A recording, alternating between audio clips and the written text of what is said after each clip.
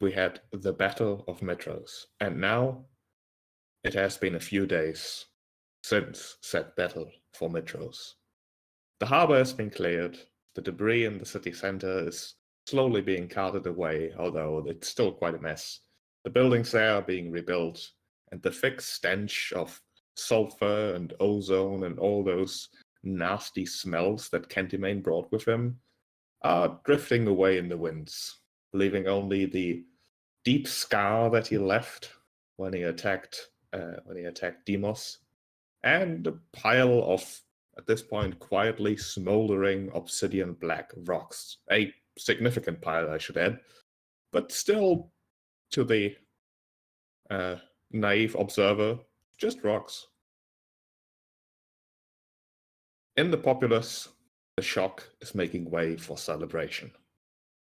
The damage to the city itself was really minimal, mostly caused in the city center by Icarus's short rampage.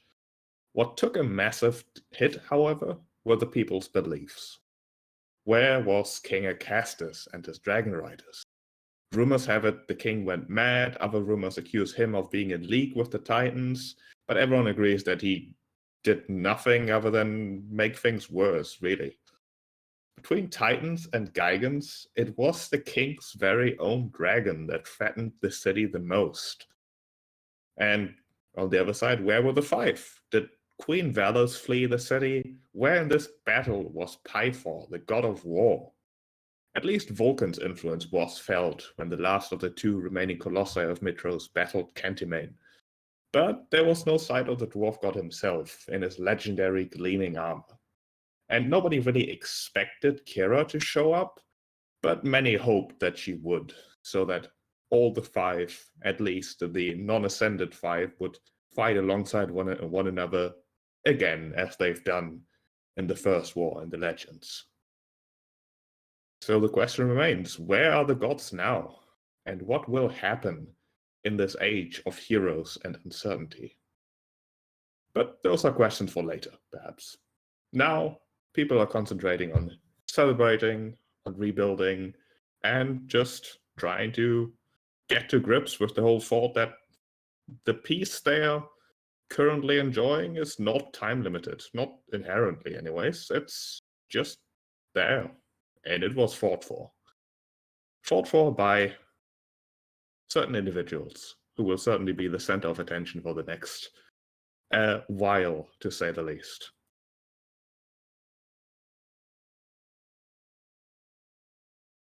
It doesn't, however, take too long, days, perhaps a week or two, before the thought of normality returns slowly. You can only celebrate for so long before you get accused of being a hedonistic follower of Lutheria, and at some point, life goes on. It is shortly after that comes into effect that you get asked to a meeting. At this point, how would your character spend the days of celebration and, well, rebuilding directly after the battles? Give me a short description. Demos is very seen, probably to the furthest extent that Xerxia will permit it. She is too, because he saved this city. It's his home city, and he's very, very relieved that the terrible vision he had, the magical telescope with the sphinxes, that hasn't come to pass. So he did it, right? He did it. The Titans are defeated. It's done. And so he allows himself to celebrate. In that, he will tell stories. He will be seen at the arena, like sparring with whoever wishes to show up and be part of it. Wherever the biggest celebration is, that's probably where he is. Just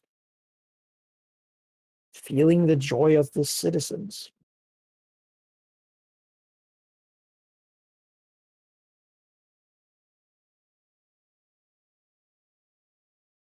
What about the rest of you? I think Artemisia will be she'll be seen. But she wants to take a sort of different approach to Demos. She wants Demos to have the spotlight for Mitros. So we'll probably defer leadership to him. If he needs something from her, then he'd help. Otherwise, mostly business as usual. Keeping herself fighting fit. But making herself useful to Demos, who she hopes takes a forward stance on everything.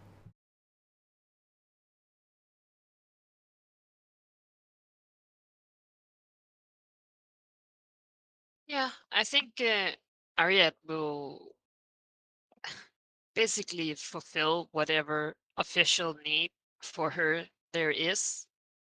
But if the others like spend time alone, she is distant, like restless in her body, and sort of sometimes have to take herself out of it and you know morosely ask them if they could repeat the question that they have asked her. Where she is charismatic enough when there's functions to basically fulfill, a function as an official important in person. But there's, she's not quite feeling it. For Darius, I think the first couple days we were like knocked on our ass and recovering. And I think the only public appearance he's made so far was to help and have like a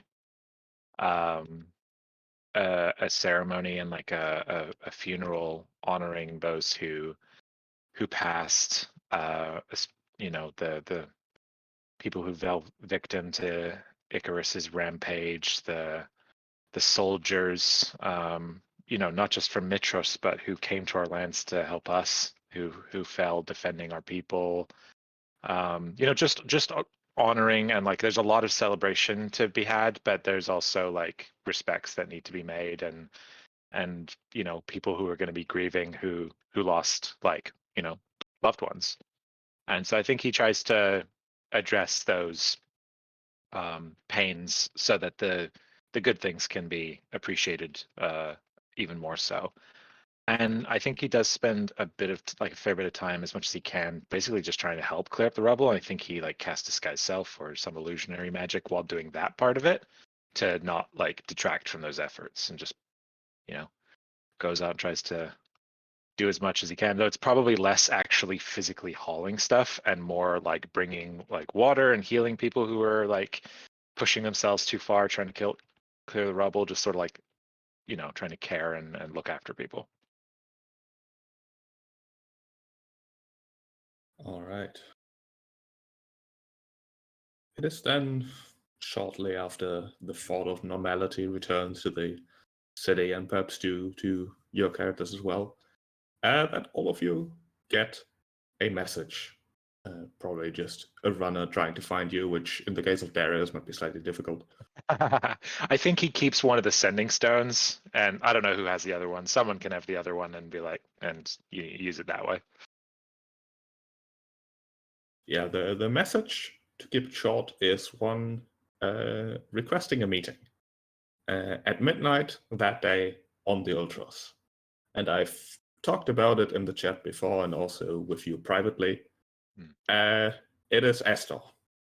Estor had made a deal with one of the sailors, a fella by the name of Calcidos, who had previously handled the night shift there. And, well, that deal was a necessary one. The Ultros is not just a ship. It doesn't listen to anyone just spinning its wheel. It needs a proper captain, or at least someone who can command this. Demos back then had taken the step to be a commander, not the step to be its captain, which would have involved said deal with Estor, but he was close enough. But since he was gone, nobody really had the power to actually move the ship in the right direction. When you meet him, assuming that you do, I assume that you Yeah, do. sure. Yeah. The sailor, which you know is in fact Astor, just in his body, stands alone on the deck of the Ultros, beneath a cloudless sky, the moon sort of illuminating the empty and almost with a shadow of decrepitness, as if the ship had not been used for just months, but stood somewhere abandoned. It is perhaps just a trick of the lighting, trick of the eye. But he stands there alone, confidently, arms crossed on the deck of the Ultros, and simply states the situation how it is. The Titans were defeated. Whatever you now would use the Ultros for, he has no interest of pursuing. His vengeance, as far as he is concerned, is actually almost satisfied. It will never fully be satisfied.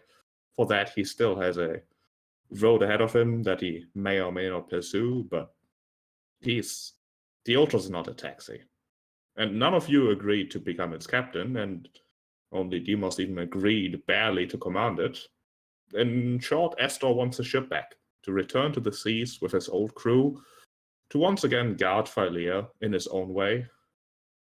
And perhaps unsettlingly, as he says to guard Phylea, he follows it up with a bit of an ethereal cackle.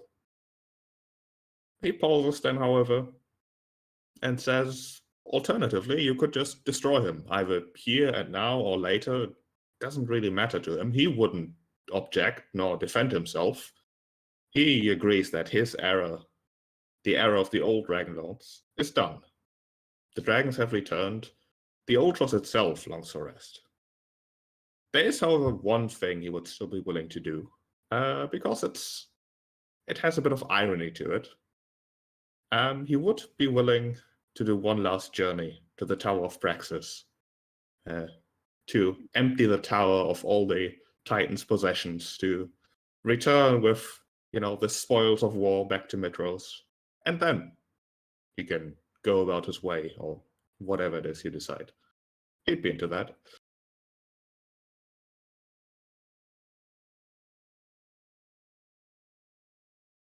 One last job. Yeah, sounds good to Demos. He's never liked this guy, but we've needed him. He's done his part.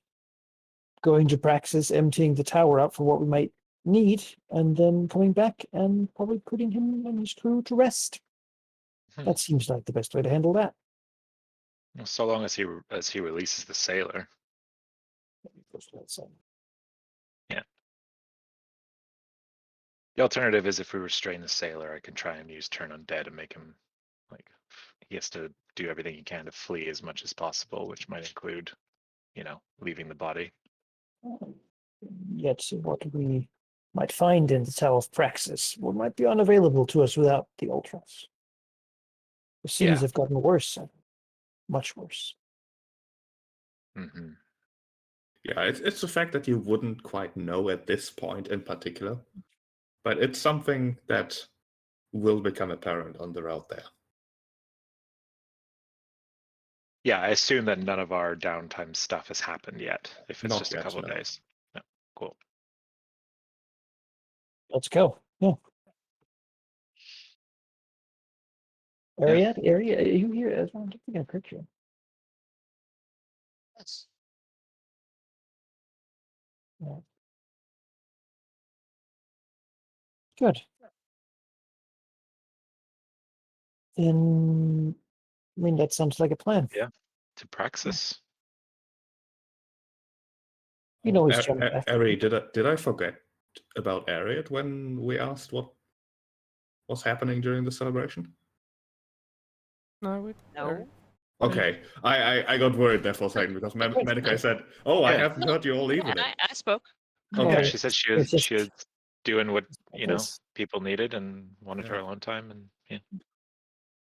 Yeah, I panicked. Was Maddie enough to seem polite? Yeah. Can I Alright. quickly talk to Icarus before we leave? Sure. I mean, he will. The first few days, he's not going to be responsive. Just exhausted. Probably for different reasons. You know, Right. the whole turning him from a massive three-story Yeah. dragon into a reasonably small wormling. So sorry, just so I have the timeline straight, is he just like truly wiped right now, or has he started his like moody teen hanging around the house phase? He, at this point, a few days after the battle, he's probably out and about, although not necessarily super energetic.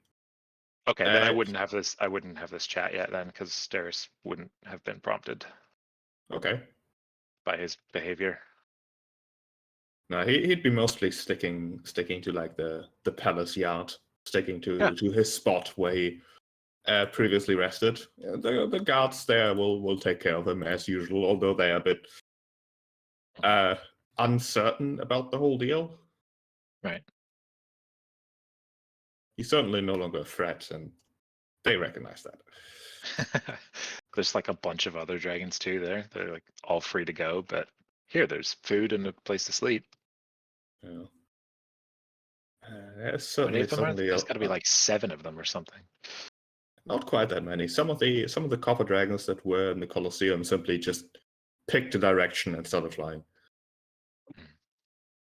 A few of them, you know, the promise of food, certainly enough to keep them interested.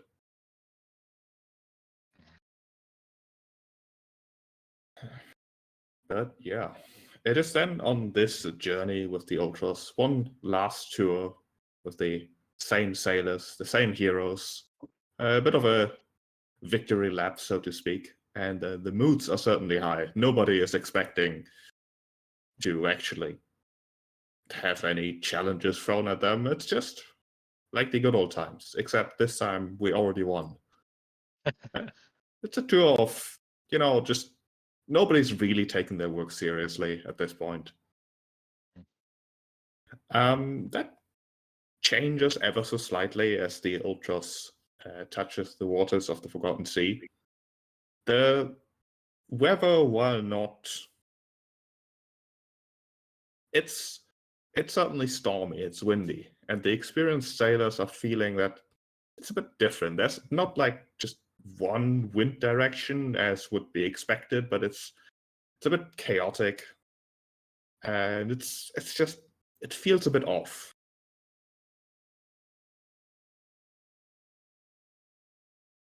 However, for a ship like the Ultros with experienced sailors, in the end, it's odd weather. It's odd weather. What do you know? It'll be fun. And eventually, you do reach the Tower of Praxis once more. The tower itself has no challenges left for you. I've already talked to each of you, and I've mentioned that to everyone. There's no point doing another dungeon crawl when, yeah, it would be a dungeon crawl victory lap, which isn't very interesting. It is mostly abandoned at this point, with the exception of still a lot of harpies that are roosting in one of the stairways. And perhaps the odd, confused, and most likely very angry Gigan and Minotaur who sort of somehow missed this whole deal and aren't entirely sure what's going on, and can most definitely not be talked to. Other than that, however, things are mostly as they've been left, perhaps a bit messier, as some of the retreating inhabitants of the tower may have taken the odd finger there. Oh, I forgot something very important. On your trip there, Vulcan will join you. He'll basically inform you that if you go there, tell him, and I assume you tell him. Of course. I also tell Aegis too. Maybe we can do the other thing for at sea already. What? Could you repeat that? Can Aegis come too? Since Sure. he wanted to go out to sea as well. We're already going in that direction. I mean, Aegis is, as far as he's concerned, part of the crew, so yeah, he'll be around. Cool. We may need to make a stop on the way back, but that's it for another time. Yeah, Vulcan will basically tell you he's not very good at keeping a low profile. So his plan is basically that you just set out with the Ultras and he's gonna catch up a bit later. Like somehow. He's not gonna sneak through like the throngs of people that surround the Ultras and you and even try to be undetected. That's not gonna work. He's gonna figure something out. And yeah, probably not exactly the most stealthy approach in the end, as he will practically just land on the Ultras in his dragon form. He trusts the sailors and such enough, or at least your perception of them enough, that they've seen so many weird things. They're probably going to talk about it, but what's another weird thing in this week of madness? Certainly less attention attracting than he would be if he were in his usual shape, in his far more well-known shape. Yeah. He travels with you to the tower, and skipping ahead of it makes the whole vault thing a non-issue. As I've said before, he is a large dragon. He knows the knock spell. As it turns out, Sidon is not very hot on magical defenses. Mostly mechanical stuff, and those are easy enough to overcome. I think the contents of the vault are interesting for you. I hope so. Let me find them. There they are. In the vault, there's a selection of rare magical items. The most significant one, well, it's up for debate, I suppose. It's definitely the skull of Belmitra. It is unmistakable, missing a horn, and yeah, Vulcan can at least, with absolute certainty, confirm that this is the real deal. And as far as he's concerned, he's going to take care of it.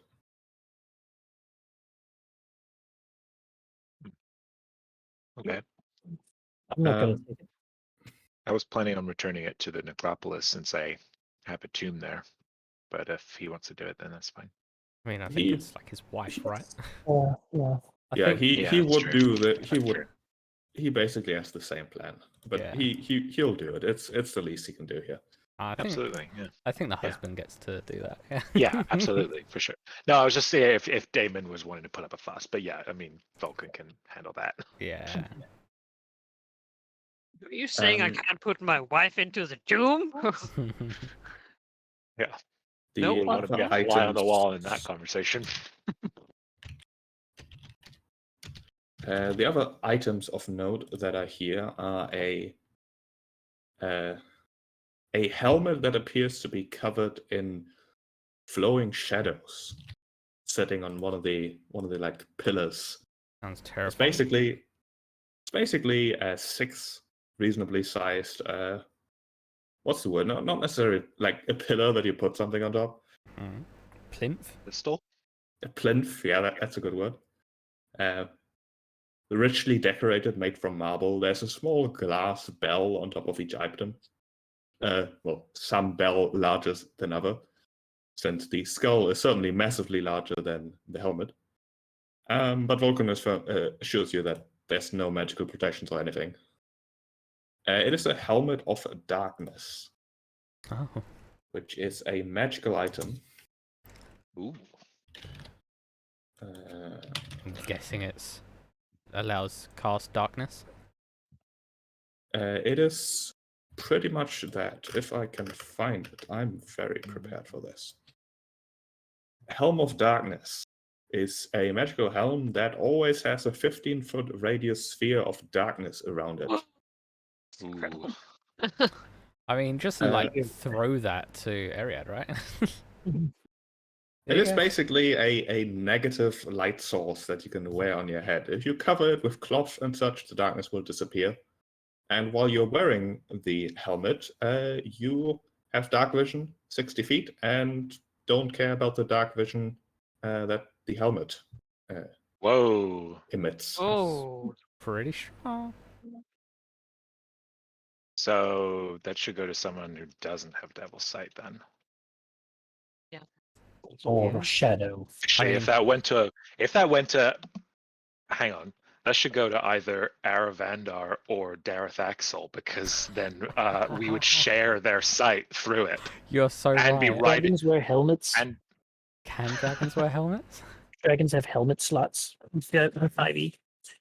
Um, That's a oh question. the- my god. the issue is that it's a magical item that requires attunement, which, as far as the rules are concerned, dragons can't. what? Ah. Madness. But alright. Like the full plates that Well, my dragon needs to otherwise- put on. Yes, but otherwise you would effectively have 3 extra attunement slots. Like that's Yeah. Yeah. That's a been good cool.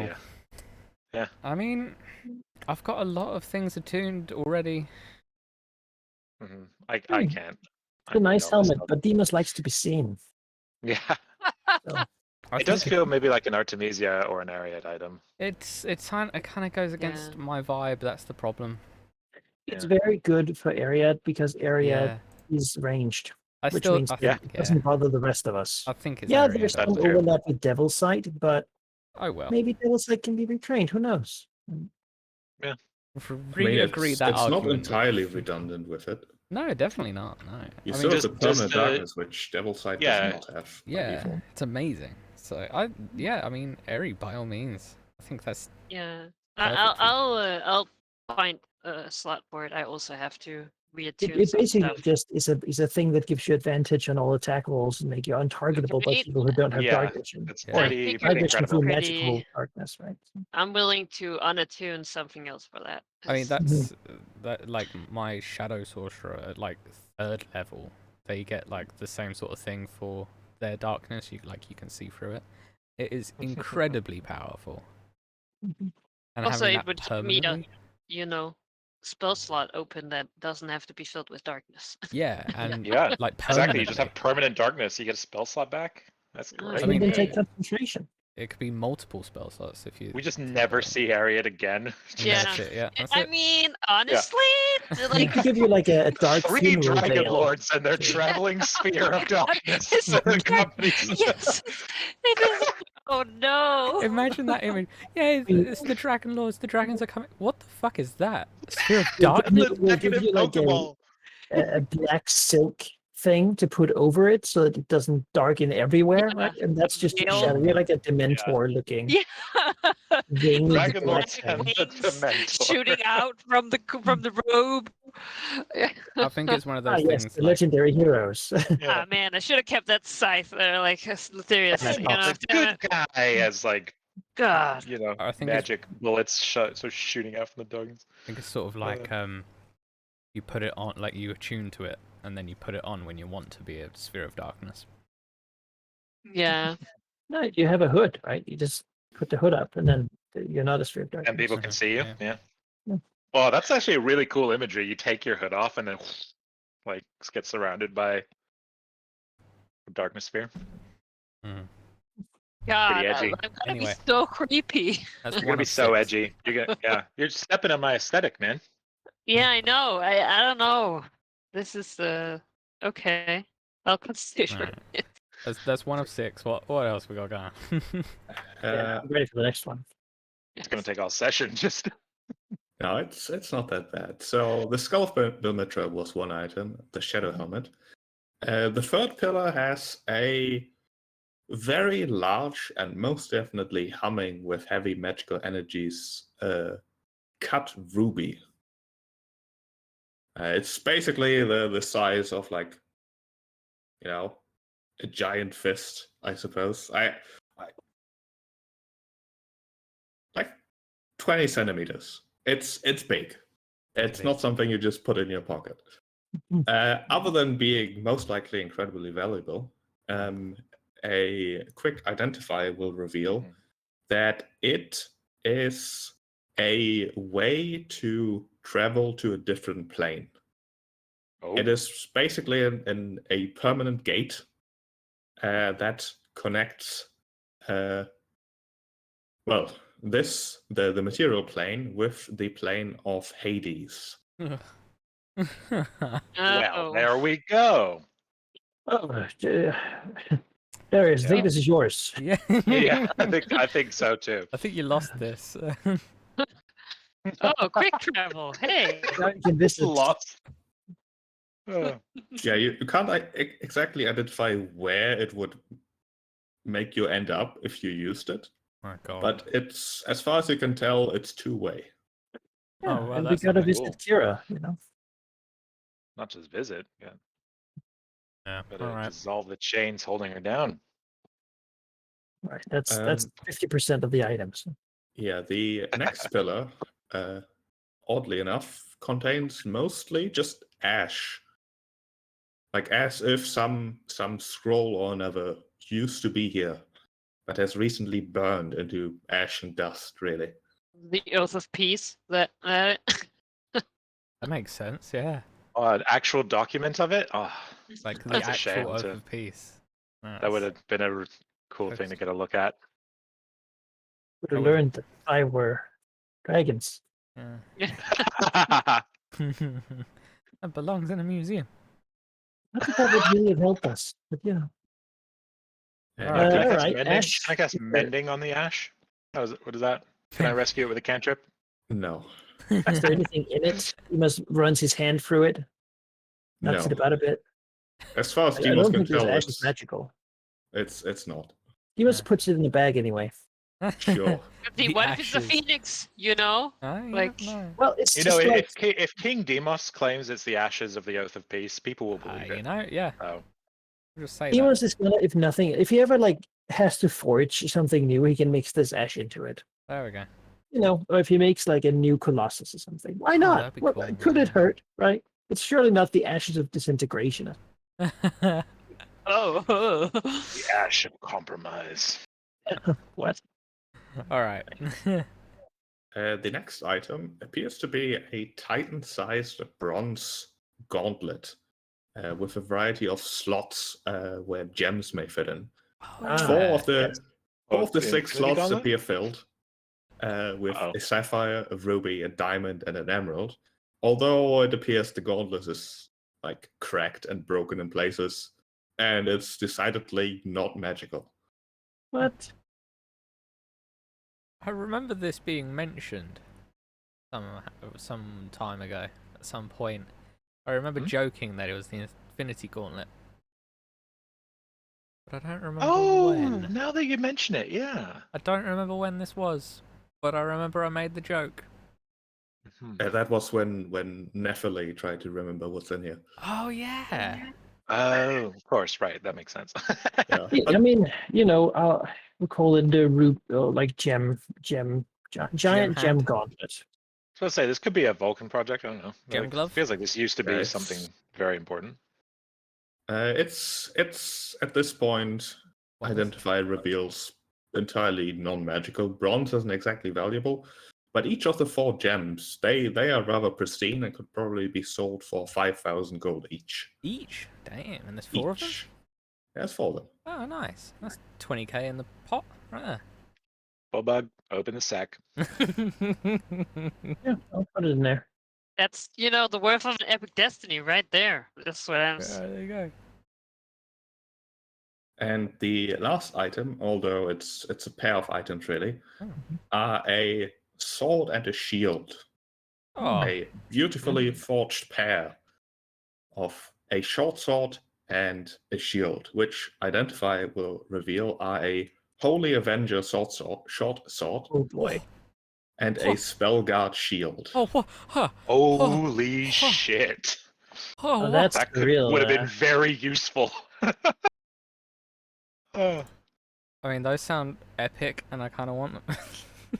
A Spellguard shield is But we know. while you're holding the shield, you have advantage on saving throws against spells and magical effects. This was one of the options I believe that the adamantine could have been used for. Yeah. And that is extremely rare. The Holy Avenger is a legendary weapon, right? But And A you just Holy need Avenger one level of is paladin to use it. paladin thing. Oh, really? Damn, that's You have to be a paladin, but it doesn't say a specific level. You can just pay one. It's true. It requires attunement by a paladin, but maybe we'll waive that. It's mostly a +3 weapon that when you hit a fiend or an undead with it, the creature takes an extra 2d10 radiant damage. that's cool. Seems if we're going into hell, that would be Useful. extremely useful. Yeah, and I feel like the Axe of Xander has really served its purpose anyway. Yeah, yeah. I'm sort of looking over my stuff again, and I might give up the armor of Xander for now. I mean, Darius fully believes that at least Lutheria is not done forever, but that doesn't mean you need to always be wearing it. If I'm honest, I have been considering, because I mean I've been saying since like we were discussing like the whole bringing back the Dragonlords in a new vision or a new sort of appearance. I've been considering dropping the two, the Shield of Vulcan and the Axe of Xander, because if I remember rightly, the Shield of Vulcan depicts the slaughter of Gigans, and the Axe of Xander is Xander's axe that he used to slaughter all the Gigans. So I've been considering dropping them. This would be a perfect opportunity to not Replace them. Yeah. You put Yeah, that I mean- and the armor of Xander as like a a little museum piece in your Dragonlord new base thing. Yeah, could do that for sure. Like a new chapter. Return them to their tombs, right? Or return them to their tombs. Yeah. Maybe. Yeah. I think we should, I think we short need to sword- keep them. I think we need to Come on, keep them weapon, right? available. But if you guys are cool with that, Yeah, sounds awesome. You do a lot of attacks. You need to do Do a lot crap of tons of attacks. damage. You, plus are you- 3 weapon, you're it's- asking me it if is- I'm cool with our monk being able to repel spells and use a Holy Avenger? Yeah, definitely cool with that. Alright. There is no inclusion or advantages. You and all creatures have. So the shield, though, we all use shields now, and the shield here, the spell guard, gives you advantage against spell effects. Now the Holy Avenger also has an effect on it. It gives you an aura, 10-foot aura that does the same thing. The aura, I would say, only if you're a paladin. So instead of requiring attunement by a paladin, if you're a paladin, you get the aura. Oh, okay. Yeah. I think that sounds fair. Honestly. And I'm assuming you don't want to take a level of paladin to. get the No. full thing. Yeah. I That seems don't like a reasonable It compromise. would also seem really weird to suddenly become a paladin. We don't have the charisma for it either. I have No. expected Demos to take a level when he became the champion of Mitros the Goddess. I thought about it, but I don't have the stats for it. Stats for Yeah. multiclassing, so I would have to do some bigger Some changes. fiddling. Yeah. It was. Did you say Uh, a Holy Avenger short sword? Yes. Sheep, I have a question for you. I completely forgot at the time, but I remember this a couple days ago. That when we were fighting Kentimane, you said that like inside his mouth there was a thing that was like one of our. I can't remember the description, but you were like, it looks like the thing that came from the sky. What is that thing called? Star metal. Star metal. Yeah. Did we get that? It is severely buried under tons of obsidian rock. Yeah, If so it's Besides, so maybe. Kentimane isn't really dead, so. Yeah. But I don't know. Star I metal. don't know if we can No. harvest his face without. I mean, if Vulcan can make a weapon of Kentimane, that'd be pretty freaking cool. Mhm. And we have that forge for another like 11 months. Mhm. Well, so yeah, Artemisia, if you want both the Spellguard Shield is legendary, the Avenger is legendary, so that should take you pretty good out. That should tick me up pretty good, pretty dang good over here. And your third one is the crown, right? The amulet. The crown, yes, the amulet that I've got is my third. The crown I just Oh, gotcha. attune Just keep. when I need it, because it's like a lot. It's a little weird if, like, I mean, there's a new profiling of the Dragonlords to always wear crowns. Like, I just don't want to see you. Like, you get up in the morning, don't need to be Yeah, crowned. It's There's- from an old time. It's dated. Yeah. Like, yeah, a little bit. Keep it close, but you don't have to always be wearing it. Yeah. And we gotta find you. You were looking for a student, right? Yeah.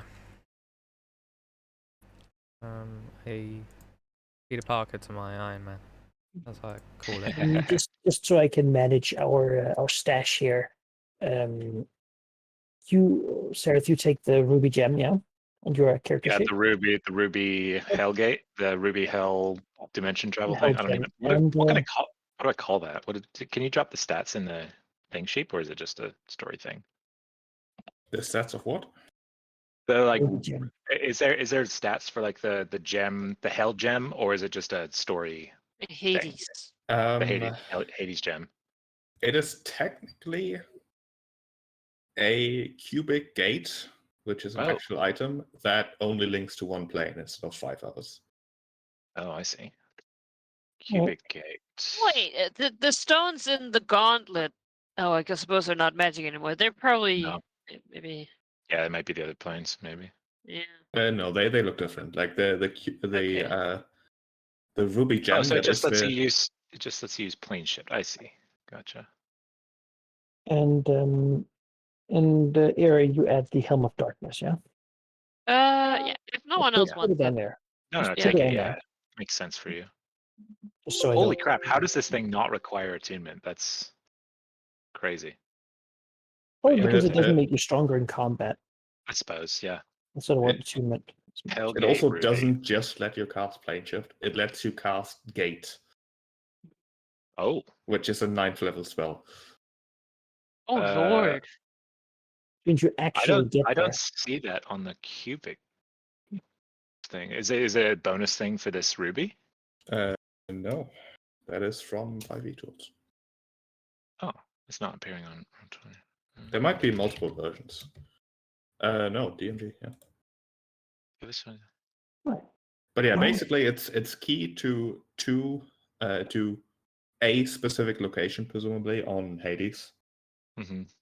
and another on the material plane, which coincidentally will not be the Tower of Praxis. Kind of want to just press it twice just to see where I end up.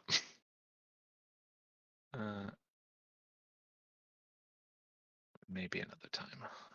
Do it. Why not? Yeah, and then just cast sending, be like, oh, Yeah. I'm by the centaurs. Hmm. Yeah, but then I'm out for the rest of the session, so That's I'll do it sometime during the downtime.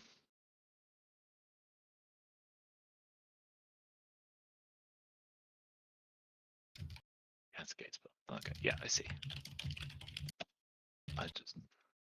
Cool. All right. Cast gate or plane shift to hell. Yeah, while there at the Tower of Praxis, Vulcan will definitely spend some time to look at the various constructs that have been made there, the various items by the Geigen Smith, the Yanken even. But overall, not really say much about it. Mostly just looking very closely, mumbling to himself, and yeah, that's about the extent of what he wants to do there. Now, if you tossed the rest of the place, like, there's no time limit, you could. There's nothing else of note that you can recover, just various potentially valuable bits that might end up being another, let's say, 3,000 gold pieces. You just let the sailors toss it, take what they want. No. Can we bring back the statues of the heroes, or Yes, we need you to gate absolutely off it? can. Cool. Oh, that's a lot of Valid. stairs up and down there. Woo. Yeah, Yes, we have a lot of people. that Yeah, that's elevator true. thing. We make a Yeah, chain. you will most definitely have to clear out the harpies from the tower. to actually let people traverse the stairs. They're pretty mean harpies. They are pretty mean. Which, of course, also means that the elevator doesn't work anymore at all, but It worked down once. very quickly.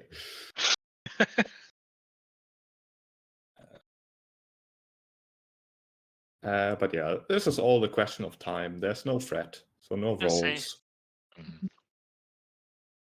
I'm sure, after handling the Titans, we can do a little manual labor without Exactly. too much. So it's a lot of grunt work, yeah. Give me constitution saves or collapse to death from exhaustion. No. Find what you're good at.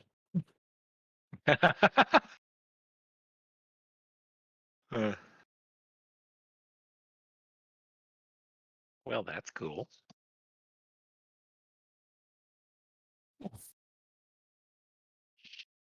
Yeah.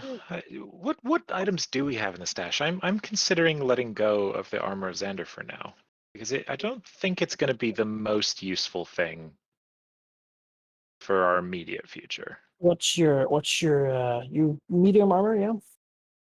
Yeah, but I don't know. I could just take a regular armor and then something else. I mean, I am a caster. We got +1 breastplate. We got adamantine breastplate. We got mithril chainmail. All right. Do those require attunement? No, I don't think so. Okay. Do we have any magic items in the stash? +1 Machaira, Mace of Smiting, Wand of Web, Arrow of Dragon Slaying, Dragon Sensing, Longsword. Yeah. Maybe the Wand of So Web. we also have the 9 lives, see the short sword. Oh god, fuck that thing. So, I mean, the Wand of Web requires attunement by a spellcaster. Maybe I'll just hold on to that for a little bit. sure, Probably I'll gonna take it be- away from the list then. Yeah, it's probably more useful in the immediate future. You want that armor? Which you said you use mithril one? What does mithril armor do? Mithril chainmail. It's One I way remember can mithril is kind of underwhelming, honestly. Say again? As I remember it, it just makes it- you not get disadvantage on stealth checks. Oh, Okay, that's not. that's pretty good. I think it also lowers the like you could ignore the strength requirement of the armor. Oh, nice. And it You was don't have to have. a You don't have to have a. It's a chain mail, chain mail. so it's heavy armor. I'll figure that out another time. But yeah, Darius switches out for something else and then takes the Wand of Web. I'll work out the details another time. So you got 2 +1 breastplates, so Yeah. feel free to have one. Yeah, I already got one, so No, we found a bunch of them on the Empyreans, I think. No, That's right. Yeah. Wand of Web. Also got plenty of adamantine daggers. If anyone wants some. Sure, why not? Want one? Yeah, Yeah, why not? edit. I'll remove one. not? Do you want 6 of them? I Okay, you take 6. love that No, this I don't. campaign Nope. is like Nope. this. It's just like Well, it's like you need can 6? throw them at people or something. Oh, I'm not sure if I did this last time or not, Sheep, but obligatory locate object. It's not here. Damn it. And no one has spell books. It's just Conjure does somewhere. you I'm have to gonna go find you it. have to go and study in the like. There's there's Yeah. mages in Mitros. Yeah. I Spend need some a new downtime, card to some money. I need a new card to chase now that the dragon thing is done. No, we're done, man. We're done. There's nothing I'll more. find that fucking book. It might have secrets of Lutheria in it. What need is the secrets of a dead god? She's not dead. Really. Full of Lutheria fanfic. No, there's And no that's way. canon. Gone.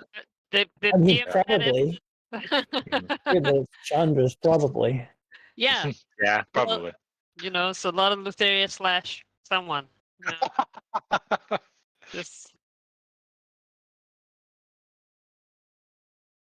All right. Well, that was the Tower of Praxis then. Woo. That is everything. Good. Yay.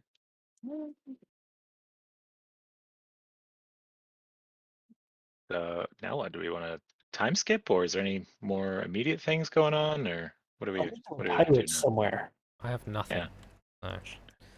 I have an expedition out in this direction, but I think Vulcan probably now has Oh, more immediate I things. need seriously, he needs to go home. He's talked to some people, and this is something, Darius, he'll say, I suppose you're not.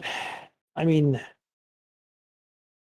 you're probably getting a little. I mean, you've traveled a lot now. You've lived for a long time, right?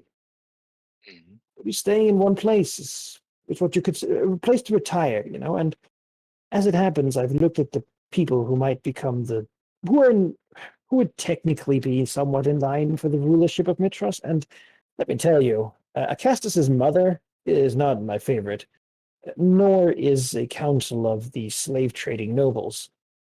No. So the city needs leadership and guidance from someone responsible, willing to take upon that burden of administrative work. Raises an eyebrow. I've sort of been looking for someone who might be appropriate. You wish me to. Well, here's a question for you. I haven't been paying attention the last few days. If you say that you have a least favorite ruler and whatnot, are you intending to run yourself? I have been looking everywhere for someone else who could do it. But no one's really stepping up, Darius. I think it was pointed out to me that given my Pythor, my father, I technically do have in me a nephew of Valis. Rightfully, it should. I mean, father has a lot of children, I understand, but certainly the most prominent and public one.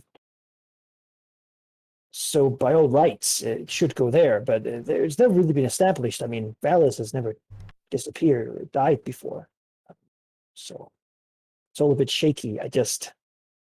So far as I was feeling like maybe I deserved or had earned a couple of years of just not having to, just not be responsible. I really pulled myself up here, but Mhm. I can't let, after all we've done for Mitros, I can't let it fall into the hands of someone scrupulous or No, you can't. Is this nephew of yours, how old are they? Or do you think that they would no, be able to I'm the handle that nephew position? Oh, you're the nephew. Oh, I see. of Valis through my father.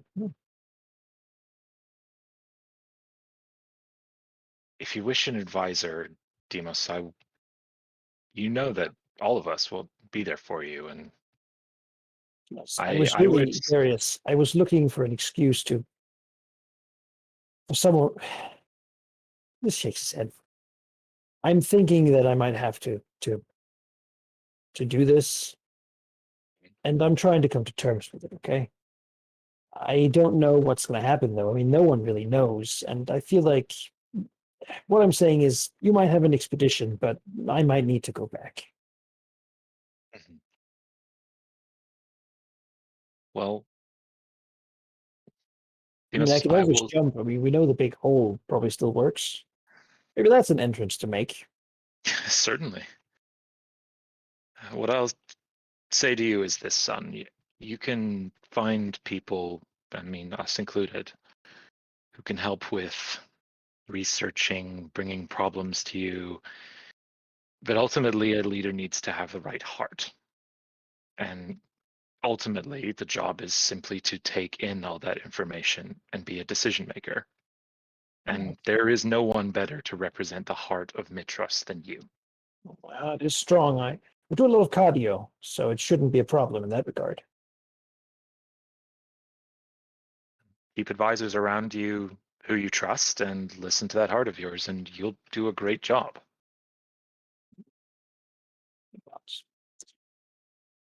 Yeah, I mean, that's not what I'm worried about. What is it that troubles you? You've never been shy of the limelight before. Oh no, that's not the problem either. It's just that, well, these are uncertain times, and the people need something to believe in. And I just hope that they don't there are people who will try to take advantage. Yes, there will be. Mitras is used to having a lot of laws and a lot of compromise, but I'm not really good at those things. Particularly, I see something bad, I bring it down. Mhm. And shucks. It'll be all right. What's the worst thing that can happen? We I'm sure defeated we'll the find out. Titans. I mean, surely nothing in Mitras can really threaten us. Physically, no, but as That's a all that king, you. matters. All right, Darius shuts up with what he was about to say. Yeah, there's that. You know. You'll find out. He can't go gallivanting around. He needs to go back and begin asserting some control in some fashion, just to, Yeah. be there when people need him.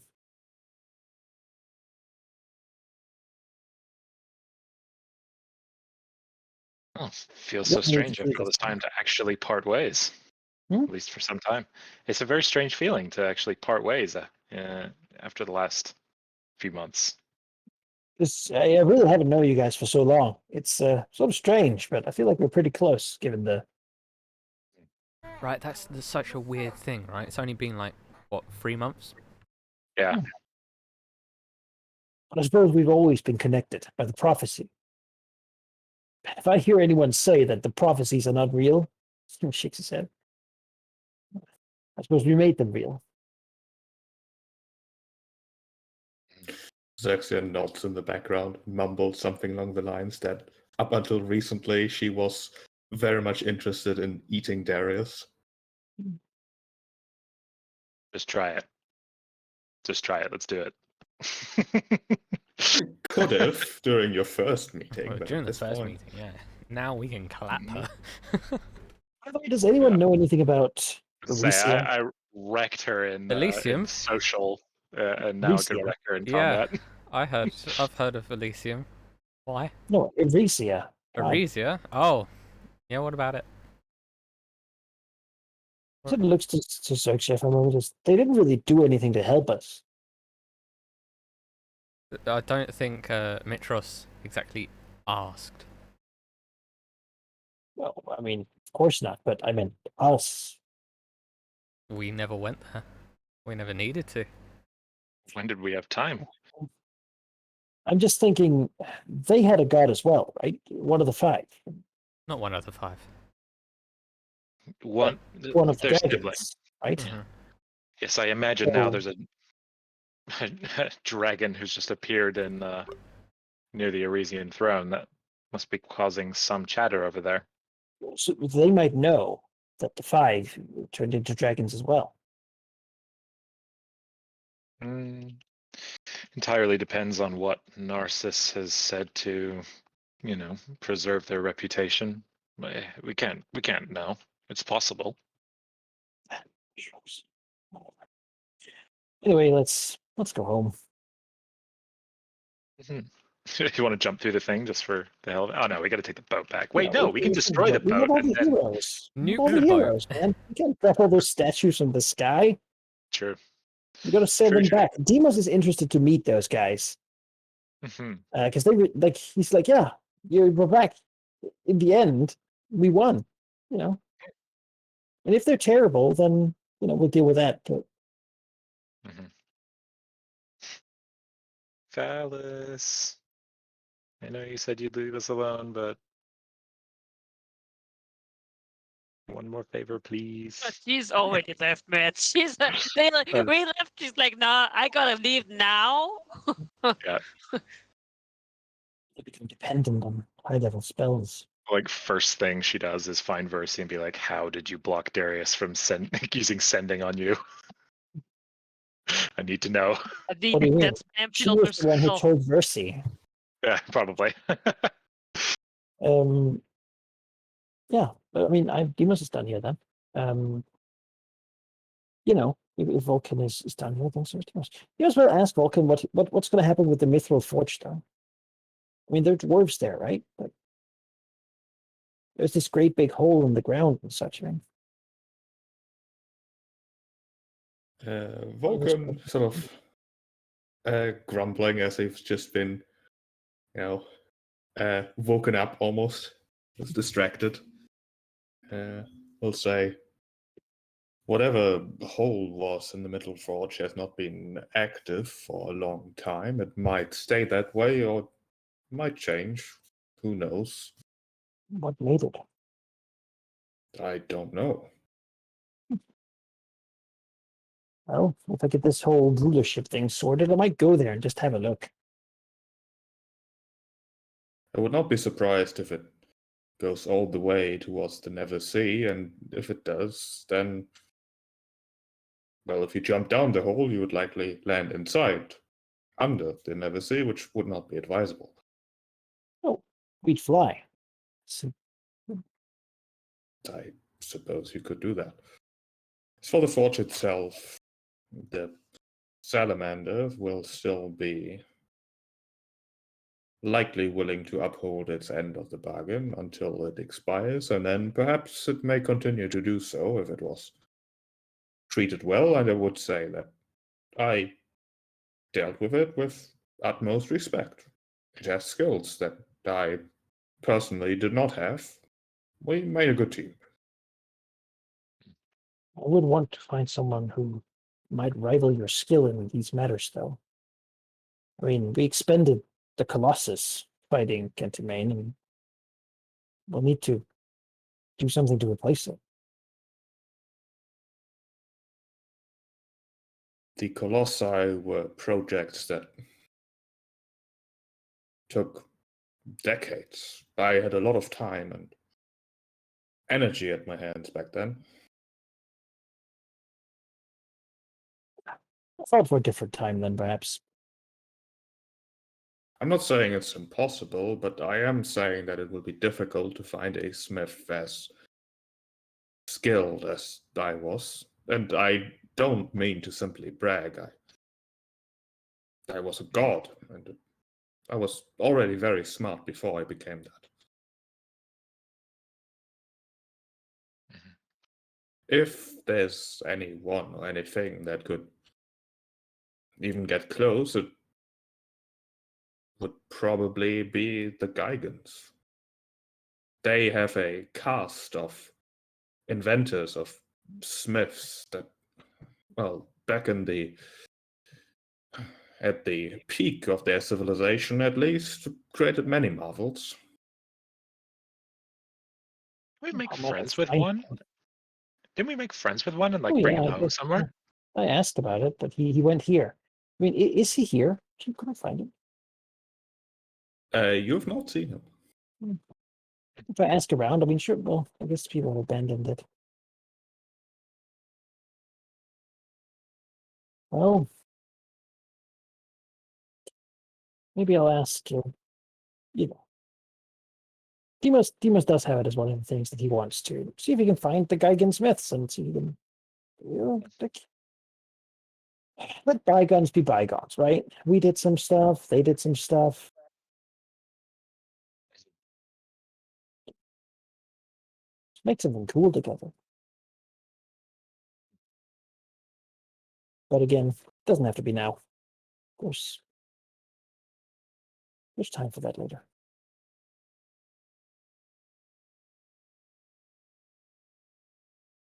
And then as the Ultros approaches the shore of Philea proper, Vulcan will basically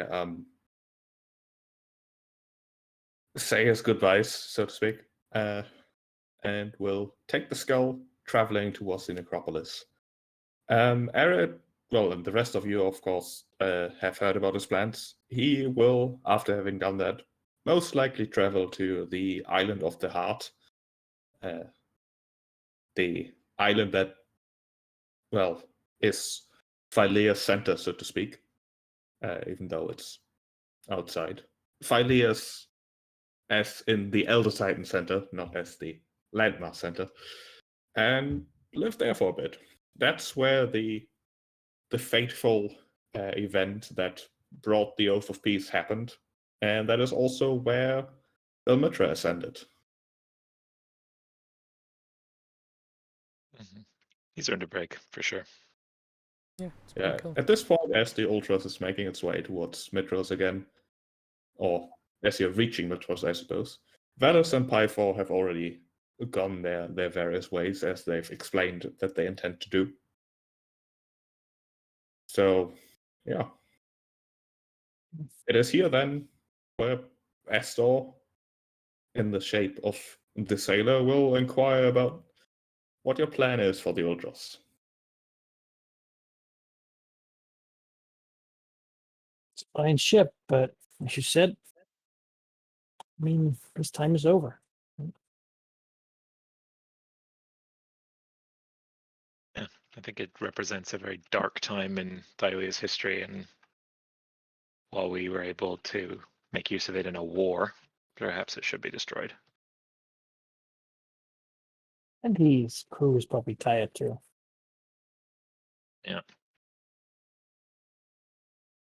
Just let him go away. But he's got to release the sailor. Mhm.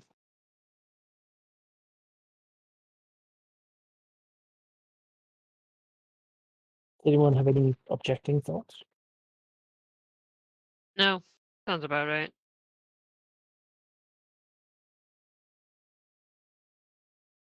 Halldamir? No, I'm good. Right. And yeah, if he'll let go of the sailor, then we'll destroy the Ultros. Well, that's a thing, isn't it? Mhm. As he meets you for this discussion, probably, another evening, making sure that it probably happens in the privacy of his chambers. He pauses for a bit and looks you straight in the eyes as he hisses. If the god Vulcan is in fact someone who has been very familiar to me in a past life, that suggests that others might also still be around. There's one in particular that I would like to see at least one last time.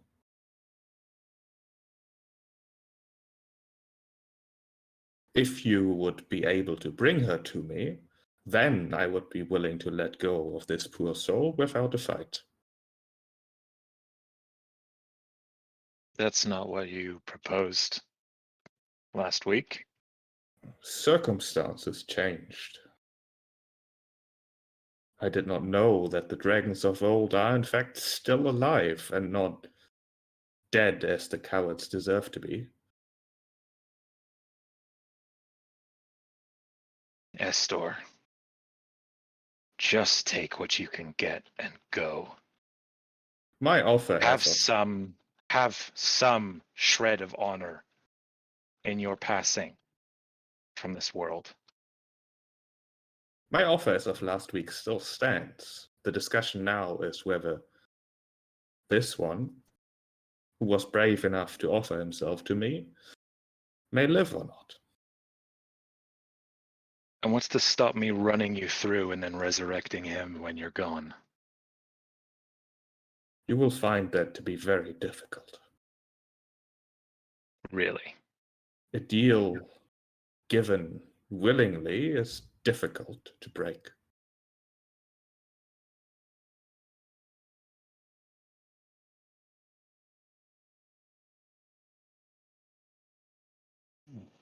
Well, you did say some very mean things about her while she was above deck. Can't guarantee that she'll want to see you.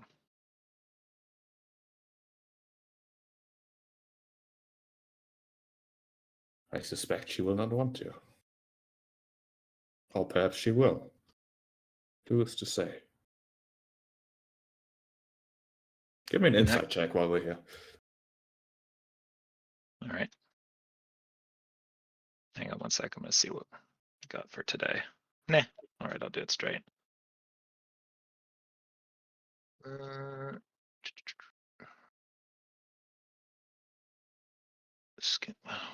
Where's my skills gone? There it is. 23. Darius is quite sure that Estor, while he suspects that his old dragon is still around, has not necessarily made the connection that it was Kira. Just if Vulcan, who is a dragon that he most definitely recognizes, is still around and one of the 5, then maybe there's a chance. Oh, it would be quite a Why while. don't you say her name real slow for me, Astor?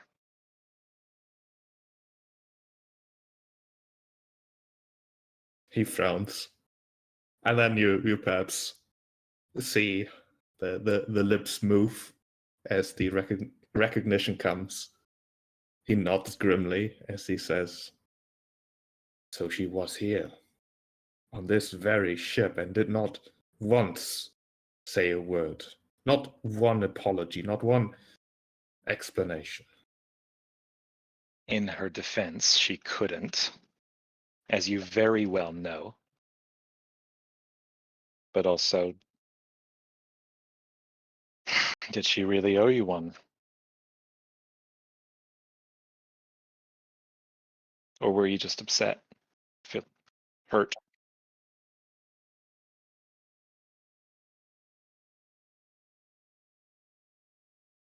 It is at this point that the sailor Calcidos shudders and falls to the ground.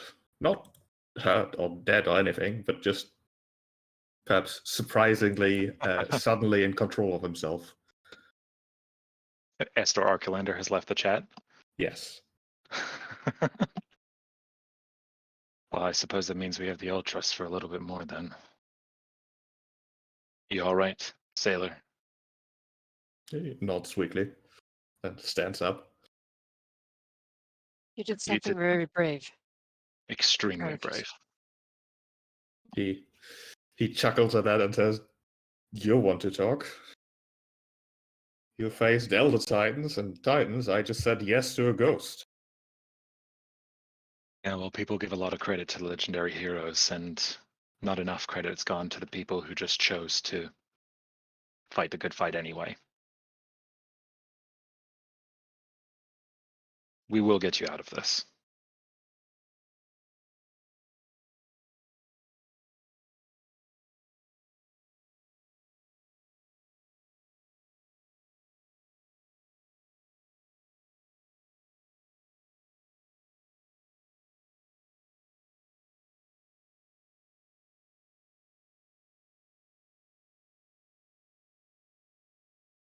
All right.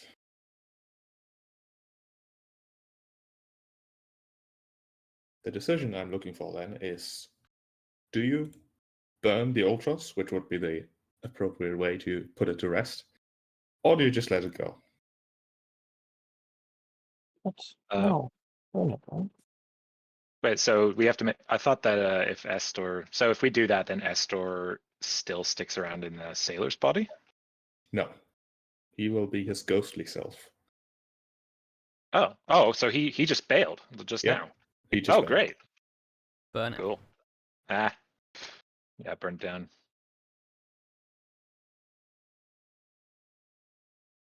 Oh, never mind. No, looks like we already did get you out of this. Pat, pat. Yeah.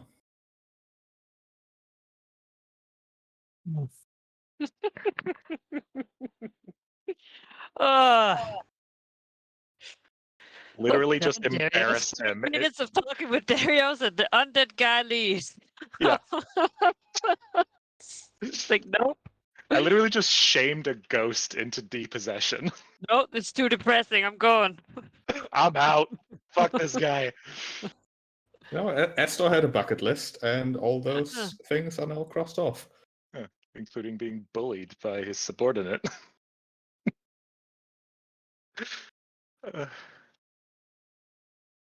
Yeah, I think we burn it down. Send it off in a Well, pyre or something. Yeah, like a burial to sea, but there's only shit there. I think we moved Eudora's body ahead of this, but like just to clarify, definitely. The ship's on fire. Oh shit! Oh no! No! Maybe. Bulwark is still eating below deck. Yeah. Oh god! Oh my god! There's all the sailors. There's so much food for me. Aegis! Great. Get out of the hammock!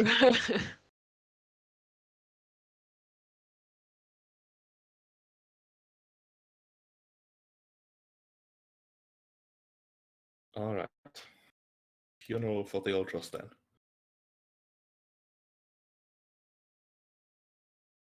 Yeah. And there are good memories in that ship.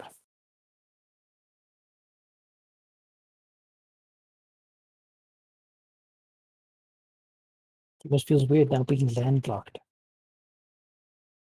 You've got a dragon, you're not landlocked. That's different. Better, Xerxia would suggest. Ah, you're Sure, but I won't sky get to free. steer as much. He's not going to say that when we've been, flying for 3 days. And It's been 72 hours. it's Not stopped. no sleep or rest. Only water I have been able to drink is on the go. It is miserable.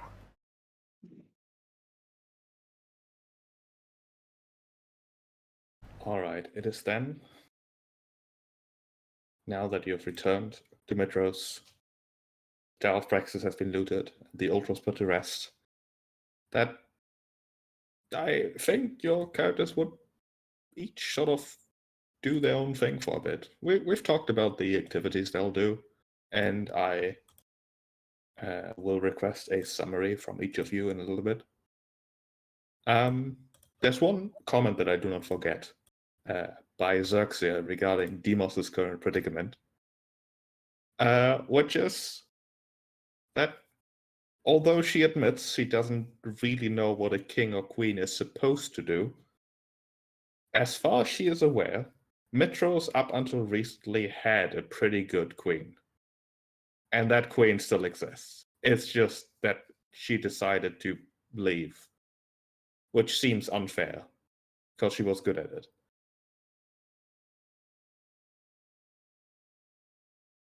So get Valis to stay.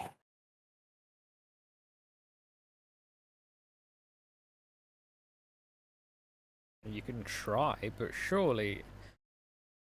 I mean, the only way that she could stay without being mobbed for, like, abandoning the people would be as a different person, right? If she came back as, hey, I'm Valis, Yeah. then it's like, well, you abandoned us. Like, you're no better than a during the war. Castus. Like, Yeah. And That's not also, cool. literally every monarch has the option to abdicate. Like, you can't really take that away from her. yeah. You must want to at least talk to her if she's around. She is not. Oh, that makes it troublesome. I mean, that makes it pretty Yeah. straightforward. Do you need ascending, Demos? No, he would go find Father Your sending goes to spam. Vulcan, and It's true. Dimas is going to keep calling his father Vulcan. No, not What? Vulcan. Pythor. Pythor. Yeah. Because surely Pythor would know. Where he might find out. You go visit Hytrion. Pythor and Demos's mother on their orchard. Yeah. Just a small thing. He's gonna like clumsily put a disguise, which is just like, a pair of glasses. He leaves. A They won't know. scarf hastily, drawn around his body. And then so people don't know where it is when he arrives them. It's In still short, like one of his he's not extremely. here to bother them, right? He's just here to that way. The place that Demos can track down pretty easily, because Pythor, while he has explicitly said that he will not tell anyone where it is, has dropped so many hints, making it trivial to find. It's a quite small actually, as far as orchards go. Sort of hidden in a bit of a clearing inside of a forest, pretty damn close to Mitros actually. It's basically like 24 trees and a little house. About as romantic as it gets.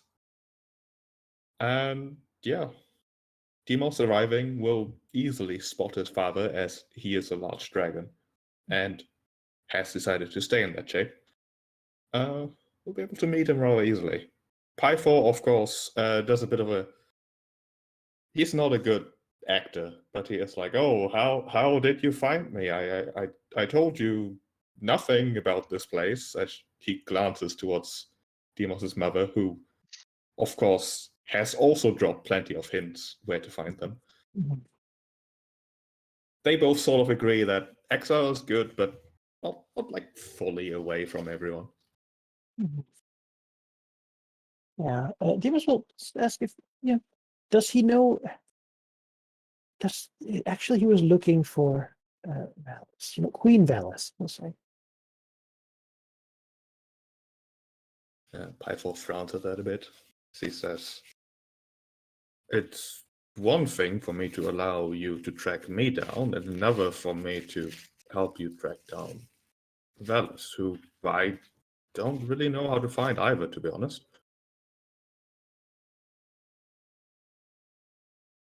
What is it you want to talk to her about? Well, there's the question of the future of Mitros, and she is still the queen, so I'm just going to look for her, ask how she wants to proceed with that.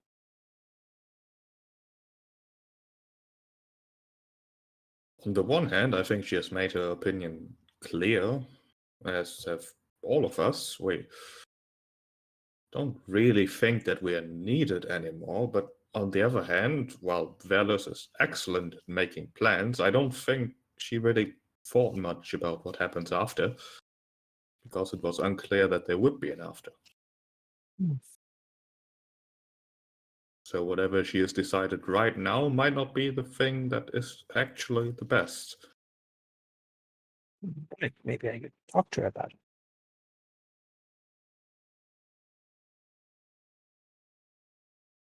Perhaps. But perhaps you could give her a bit of time at least, and if things turn out too badly, well, she'll come back to a mess, I suppose. But I do know that she secretly enjoys messes, because there's, well, a lot of enjoyment for her to fix them, you see. Oh. That's, Oh, well, no! I suppose that makes it easier. Quite frankly, I think the most reliable way to get her to contact you would be to have a mess. Not that I'm suggesting that you intentionally make a mess of Mitros. Yes, Praxis, you ruled the city for a long time, Father. I suppose I'll And I just do did the so same. terribly for most of it.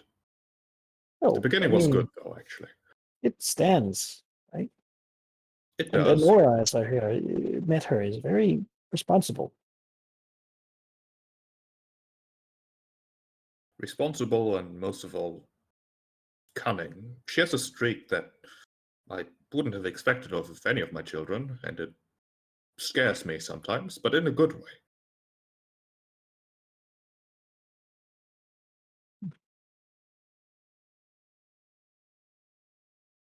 Well,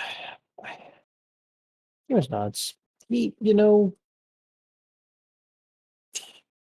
of course this wouldn't be easy, and he can't make Pythor tell where Valis is. That's not fair to them, really, to involve them. No, if Valis likes messes, then worst case, she'll get to clean one up. It's good. Yeah, I suppose he'll go to Mitros and, find someone and inform them that he wishes to just, if there's anything they need to know, which they used to come to Valis for, they can come to him now. Yeah, I think we'll hand wave that transition a bit, because it will happen easily enough. Both the populace as well as the military have very high opinions of Demos. And if he wants to take charge, I mean, there's nobody else, so sure. And that's how it happens, basically. Yeah, we'll do like a military parade for the city to celebrate, and then yeah, he'll sit on the throne, and that just sort of sit there for a while, thinking that something will happen. What does Demos's coronation look like? I mean, so here's the thing, right? We have the crown of Mitros, which has been lost since Hmm. since Hextia took it. So we'll use that one. It's not magical. It doesn't require attunement, which is convenient. Yeah. It probably is a grand affair. Let's be honest. Demos likes grand affairs. So if we're going to do sort of a snapshot, it would take some time to prepare. The populace would be told, you must walk around, speak to people, have like fancy armor, and well, actually, he already has fancy armor, I suppose. It's like 6. Yeah. Again, his room's gonna have those like Iron Man mannequins with all the different armors on them. Facing his bed. Oh, In a half circle. But yeah, there will be a walk through the city, or maybe a ride really upon Xerxia, because she's a part of this, obviously, and a proclamation that he shall take responsibility for the city. He has protected it, and he will continue to do so. And yeah. Another big party. I mean, the people here like parties. And you know what? Nefaria's gone. You can drink a lot and not feel as bad. So that's nice. No more offerings to Sidon either. So we can now eat the white oxes ourselves, which is good. And beyond that, Demos wants to give the people something to believe in. And if that icon is him, then so be it. There's much worse things they could begin believing in. So, yeah, an age of unity and grandeur is upon us.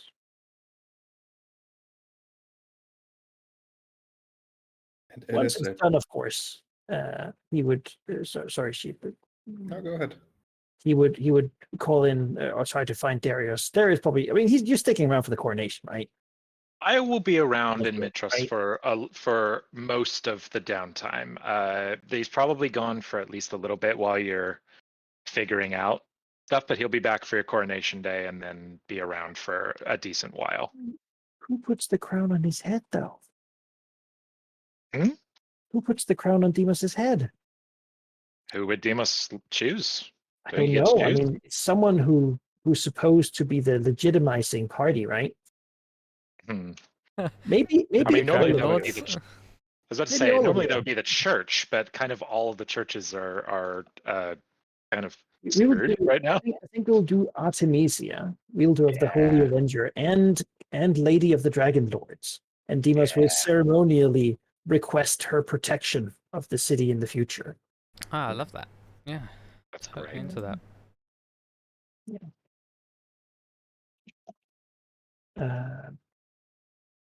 Yeah, another grand celebration. A grand affair indeed. And then Coronation after that, of a new king. he will get used to. He'll talk to the guards, promote some people he can trust. He's lived in the city. He knows people, and then with his newfound royal authority, there will be a meeting with his fellow legendary heroes, or should I say, I guess, new Dragonlords. And the question will be, so what do we need to change? Let's put out a plan here. Militov thing, obviously, by royal decree, that can sort of happen without problem. And what are they going to do? Say no? I mean, try me, right? It'll move underground, but there are ways to keep track of that as well. What was that? I said it likely it'll move underground, but there are ways to keep an eye on that as well. Oh yeah, I mean, we took out a Medusa once. Oh, I think if this is a few months later, we've seen the Nergadagan Estate as mysteriously burned down. Right. Well, what a shame. Yeah. Does you must look and say, do I need to investigate this, or It's a mystery. I mean, okay? Does anybody know the answer to it? Yeah. Yeah. Okay. Well, you know what? Who cares? They're probably bad almost a little- guys. Yeah, it's also a little wives' tale spreading around of people refusing to let go of the Minotaurs who've sworn oaths of service to them. They just keep what weird stuff keeps happening to them. It's kind of freaky. You know, the new law just says you got to pay your workers. Yeah. Simple. You can make a contract. Just Yeah, it's fine. there's just got to be some things to it. I think Yeah, and then maybe some of the Minotaurs who are now without jobs. You know, Demos would like Minotaurs would be great for like a royal guard sort of thing. So let's get that going if any of them are interested. They like fighting. A worker placement program. Well, I mean, you got a lot of gladiators and stuff, right? You don't just send them out into the world. No. That sounds gonna like be a like recipe for disaster. It's gonna be like reparations and like a housing program, and I don't know. Now, there's Well, probably yeah, I can tell you, if given the choice, most of them will decide to leave the city. The few That's that absolutely stay, mostly do it due to Bullbug. Hmm. Because he's certainly not like chosen hero famous, but he is famous in different crowds. Mhm. Does Bullbug want to be a royal guard? He does not. Oh, That is a lot of responsibility. He wants to eat and be merry. you know that's what Demos wanted too. He'll invite Well, you know Bulba what? go for tea so he can live vigorously through him. Like, Bullbug gets to do it. Yeah. This works so that Bullbug can. That's right. That's right. He's what we fight for.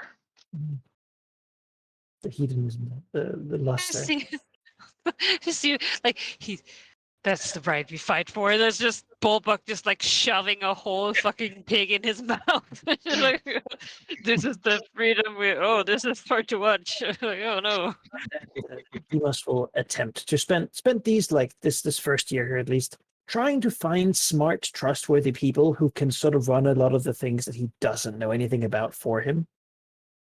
You know, how much should we tax the various parts of industries? And he's like, I mean, you know, whatever's best, really. He needs a Machaira to look at Valus's thing. I need some people he can trust. And that's going to be that. So we're probably not going to see Demos a lot in his free time, though. He's still just go to the arena, like have a good time. Gotta stay in shape. Oh yes. Oh yes. I'd imagine Demos would be the kind of king who, instead of receiving his petitioners in the throne room, just sends them to the Colosseum so he can talk to them while he spars. and fights. While you spar. Come on, pick up a spear and come at me. Tell me such what a you're here power for. move. Yeah. Yeah. Yeah, certainly. You know. Also, He is- Xerxia on the whole deal will comment that she will make an excellent queen, although, as she has recently learned, there's certain social obligations that the two of them would likely be unwilling to perform. Mhm. That's right. We've got to find Demos a Mrs. Or a Mister. Or a Mister. Or You know, it's been implied before. I mean, why not You know, both? We need to continue the Demos line. is young. You don't need to settle down. He's Demos, legendary hero, right? Mm-hmm. Mm-hmm. This Maybe it'll happen organically. Who knows? probably it's going to be the thing. He's not I mean, he mature is enough. son of Pythor. I don't think that'll be a problem. Exactly. There will be a line. It's true. We need to know. Son of Pythor, who is now king of Mitras, like, yeah, not something we need to be putting our efforts into. If we see anyone meeting Demos at some point, right? Like we could imagine, like who might just bring in a name here, one of you, who might go at some point during this year to talk to Demos about something, right? Yeah, and like I mean, she'll check in every now and then, even though she's spending a lot of time gone. So if we like one of you would come, you ask like, where is Demos? Oh, he's up in the mountains by the arena, and you'd go there and sort of look for him, right? And it is indeed that, like a bunch of people standing there with like their swords and spears and whatnot, as the crowd begins to like hammer on the on the parapets and shields and whatnot, rumbling, yelling his name before he sort of slightly delayed walks out of the door, like holding up his hand, waving at the crowd, gesturing, enjoying the fame that comes with his position. That is where you'll find him for the most part, because that's what he enjoys, honestly. Here's a Well, question sheet. Does becoming king give Demos a fame point? It doesn't really eclipse his already massive fame. It's fair. It's not really a heroic action to. It's more like the fame is why he's king. Yeah. All right. Demos's ascension to rule Metros, at least for the time being. Who knows what he decides in the future? What are the others up to then? You've come back from Metros after the whole Praxis deal, and now, well, there's no sword of Damocles, no ticking time bomb left. And certainly, I assume the friendship you've built. But other than that, you're free to do whatever it is. Who wants to start summarizing what they've been up to in at least a few months after this whole ordeal has happened? Well, if I'm not mistaken, I believe Darius and Ariad are actually together at the beginning of this. So we could go, or Halldamir, do you want to go? What do you want to do? You guys can go. Am I incorrect, Ari? No, I think that's right. Ariad would be with Darius. Hello? You not hear us? Yeah. Hello? Can you not hear me? I can hear you, Ari. Seraph, can you hear us? Oh no. Can you guys hear me? No. Yes, we can hear you. Okay, I can't hear anyone else. Wonderful. Okay, rejoining. Hello? Hello? Oh, there we go. Deep. Yeah. Hello? Hello? Okay. Oh, there we go. Yeah, Weird, Discord does that sometimes. Yes, you are correct. Yes, you can go first. Okay, cool. I mean, if you want to, Ari, I'm not trying to push No, yeah, definitely. anything. Yeah, so I think when we come back from, are we talking like the first year, Sheep, or what? How much time are we talking? Yeah, a handful of months. Call Handful of it months. less than a year. Somewhere around there. Yeah. Well, I guess we probably check in and like say goodbye before we leave, but Darius and Ariad leave for probably like a month or so to go to the Old Wood to return Eudor home. And at first it was just sort of like a this is the thing we got to do, and then we'll be back. But then they end up gone for quite a bit longer than anticipated.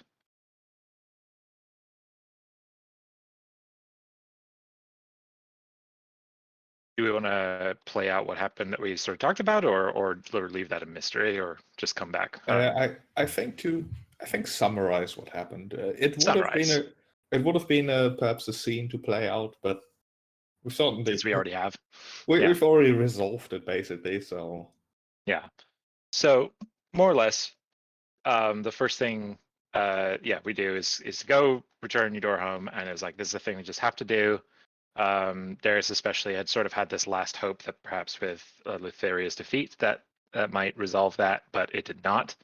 So the least we can do is at least, bring it to her family. But surprisingly, and Ariad, decides to come to maybe, I don't want to speak to that. Why? You can, Ari. Yeah, Ariad sort of catches, I suppose, Darius in preparations and asks where he might be going. And hearing about the Old Woods and the council there, she decides to come with. to Hmm. make contact with some of these tribes and leaders. Hmm. So we cut to like the the druid circles and whatnot. Maybe Ariad's flying down first, and Darius walks out like carrying the body and whatnot. And yeah, the Oldwood druids are like super affronted by this, not just because of the personal connection, but it turns out that they, seriously believed in Lutheria's position in the natural cycle of life and death. And what we've essentially done is brought them proof that she did not take it seriously.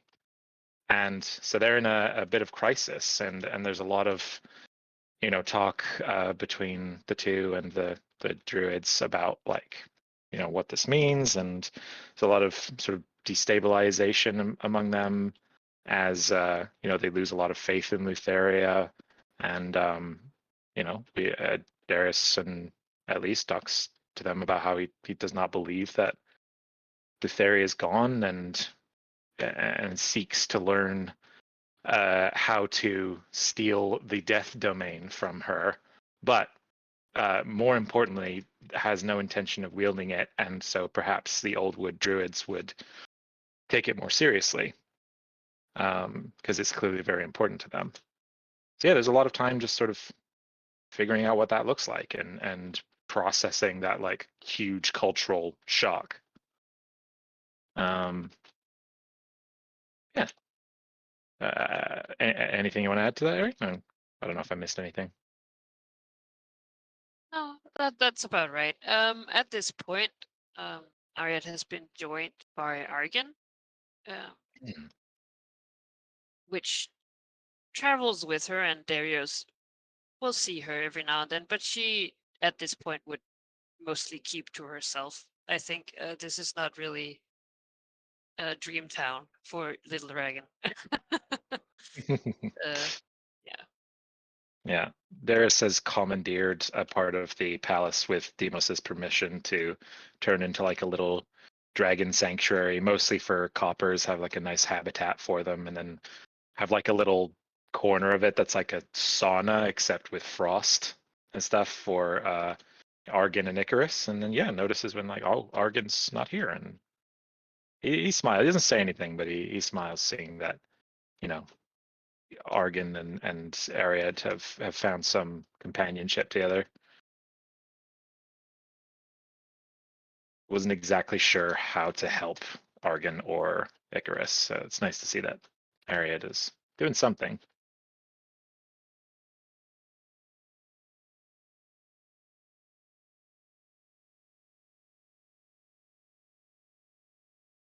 I think if it's a handful of months, then that probably ends around the time they come back. Yes, and I'll say that Ariad doesn't actually travel back to Mitros with Darius. She will they spent a lot of time here. They've learned a lot, and he's going to split off for now for a bit.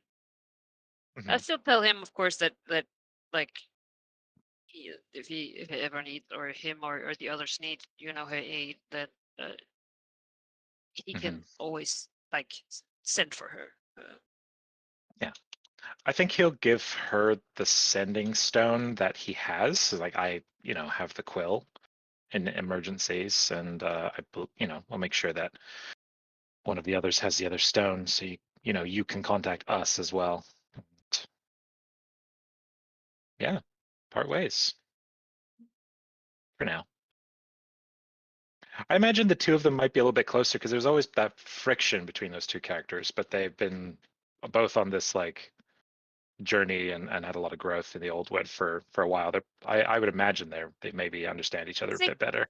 they have a definite understanding. Like we talked about, they've been debriefing after meetings and such, trying to Yeah. make sense of this complete other culture, but also sort of how do you sort of keep the respect about death, and Mm. when at the same time they were worshiping this horrible like there's a Yeah, but vacuum, and they it's clearly hard to worship fill. yeah, but they clearly worship the position and not the Mm, person. They fundamentally misunderstood the person yeah. who was in it, right? So it's Yeah, it's a tricky little thing to navigate. But yeah, so I guess we end with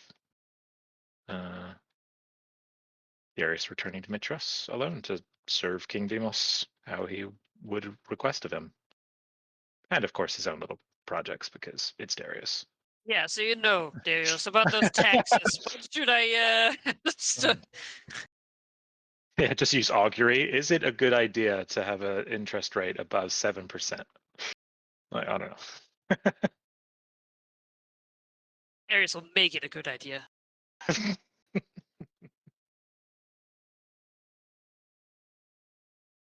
That would be one way to make every decision approved by the gods by asking them directly.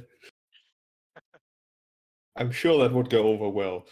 I'm sure Mitras wants to hear about that. That's what she wants to. I'm not even sure what my divine connection is. Is it the Fates? Is it the Time Island? Is it like I don't know at this point. Still have no idea where that all Is it came to the from. time goat? Yeah, it could be John. Could be divining from John's mind. Oh no. I just drank from the horn and then some freaky shit happened. That's all I know. Or like chewing on celery sticks all the time. Just Yeah. like It's supposed to give us a prophecy, and there's just, a lot more. All right, that leaves Artemisia, I believe. Yeah. So Artemisia, basically after the Tower of Praxis, has one job, one task that she wants to specifically do, and that is build a place for the Dragonlords, for the founding, the foundations of the organization she hopes to build.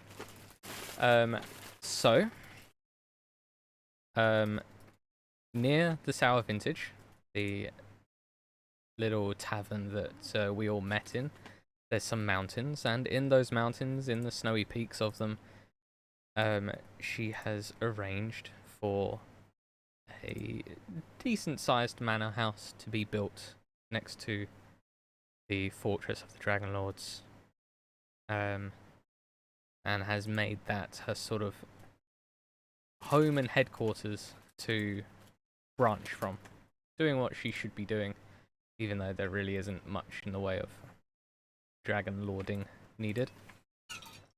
But she comes back to Mitros quite frequently to help Demos and Darius, and if Ariad ever called, then Ariad as well.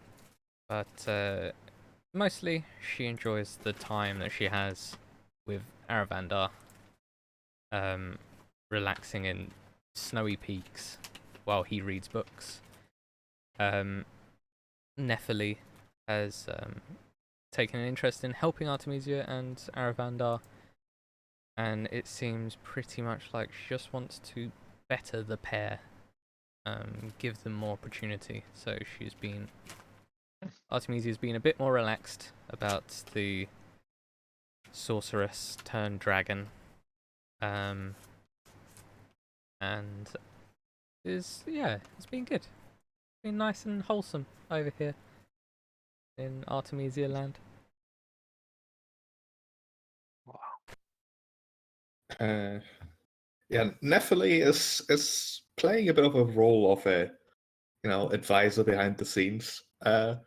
She takes some enjoyment out of the activity of asking intentionally, pointedly ambitious questions, such as, how you are the head of the Dragonlords, Artemisia?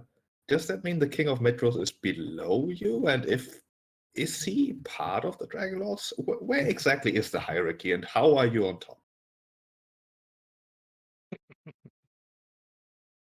like you already made that conclusion. Like clearly you're the best, but like explain Yeah, me the path.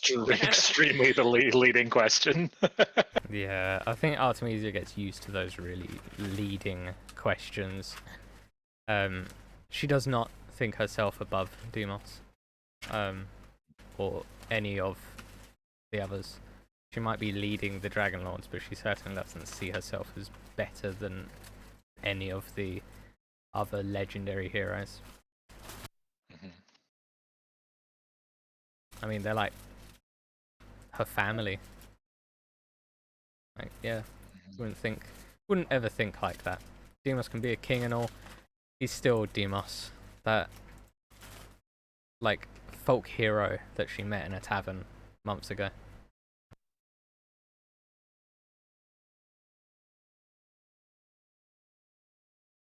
Yeah, it is also after these months at this point that both Derefexel and Aravenda,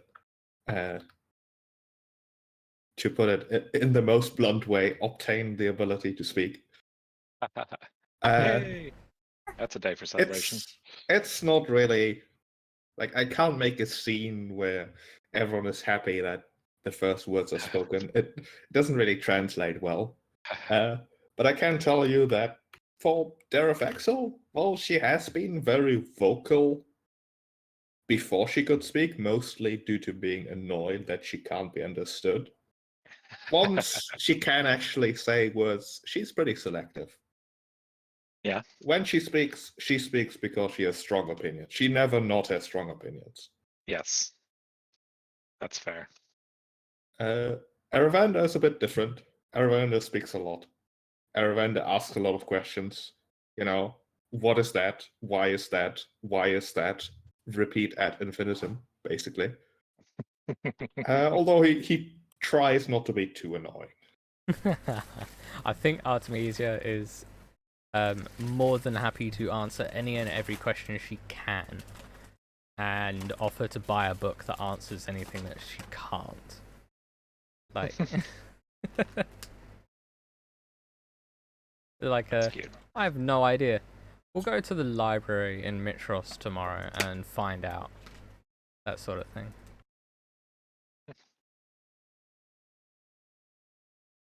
All right. Few weeks of development, a few months even at this point. How is Aegis doing at this point? Does he need help? What's going on over there? He hasn't really requested help. If Okay. Darius on occasion stops by the academy, which Oh wouldn't yeah, be I mean, unusual. he's probably there more time than anywhere else. Yeah, that is where Aegis and Mikhail have sort of made their headquarters, much to the librarians are not happy at their conduct, but considering their direct connection to you, none of them have really found the courage to tell them to stop. They're basically ransacking part of the library that contains the maps, sort of not treating anything disrespectfully, but like spreading maps all over the place and like taking up a lot of space. Like they're generally very polite, although they are considered odd and perhaps, taking things a bit far. They're basically poring over whatever maps the academy has, doing like some fancy maths and just trying to figure out like where to start looking. But they don't even understand why the Forgotten Sea and the Cerulean Gulf like do that whole shifting thing. Why Right. things aren't straight, and Aegis is upset. Gotcha. So in the meantime, so we don't have the Ultras anymore now. So I guess, how do they feel of like, okay, you figure out how or like where to go and I'll figure out how? Does that work for them? Oh yeah, absolutely. Cool. Then that's what I'll do. So we can do that concurrently, not consecutively. Yeah, it'll still take them a little bit to figure out where the hell to start. For sure. I'll check in with them like, every couple days.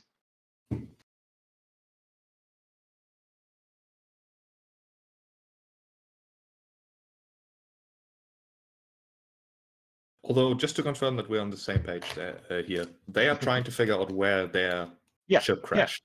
Yeah, okay. It'll take them some time. It's not going to be a matter of days.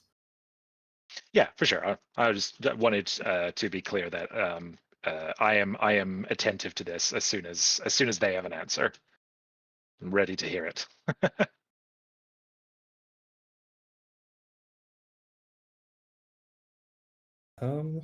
It is then, perhaps, that it is time to not just talk about what you want to have done. It's a bit. We're not writing a book here. We're playing a game where things happen to you. You've just told me a lot of things that happen. This is a game. It is then. Still looking at Darius here. He's probably just leaving the academy after having talked to both Aegis and Mikhail about their progress. Yeah, I suppose I should checking go on check them. in on Icarus, boys. I think maybe he's developed a slight Australian accent. It's like, all right, mates, maybe I should go check on him. He's been kind of moody lately. Got to get him out of the house. Maybe put some shrimp on the barbie. Thank God. That's criminal. But yes.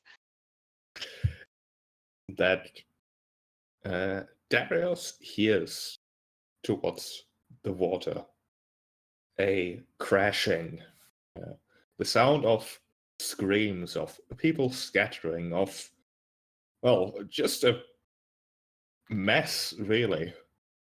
It happens very quickly. Give me a perception check. Okay, I will do so. At advantage. Do I have quick time to cast guidance on myself first? No. Okay. 22.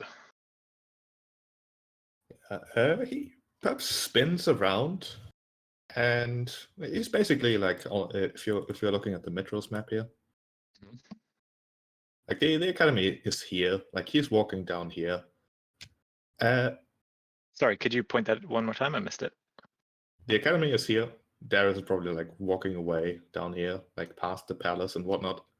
I cannot see an arrow if you're using it, Sheep. Yeah. Hello. Number No? 5 at the top. Yeah, I'll just use the numbers. Yeah, academy. Number 5 going south. There we go. Yeah, move my token over there. Yeah, like here at this point. Something enormous has, as far as you can see from there, crawled up the hill and smashed its way into the academy. Oh, He damn. couldn't really make out what it is, but it's making a mess. Like there's- from in the direction of 22? Like more of the direction from here, like from the theater. I still can't see, but so in the direction of 3. 3, yeah. Yeah, like from like the theater, probably beyond that. The sounds of people panicking are certainly coming from that direction as well. It happens quick, and Darius is not exactly in a position to see the details. It is also most definitely loud enough and close enough to the palace that Demos gets wind of this as well. Perhaps hearing the sounds more faintly, considering that he's inside. But there would pretty much immediately be a runner that comes up to the throne or whatever. Actually, Demos would be at the Colosseum, wouldn't he? Probably, yeah. You can see Uh, down. Yeah. Yeah, he wouldn't hear it very well, like up the mountain, but there would be a runner immediately going up the Colosseum and basically informing him that something just attacked the academy and nobody really knows what. Well, him and, the king and the dragon are on the way.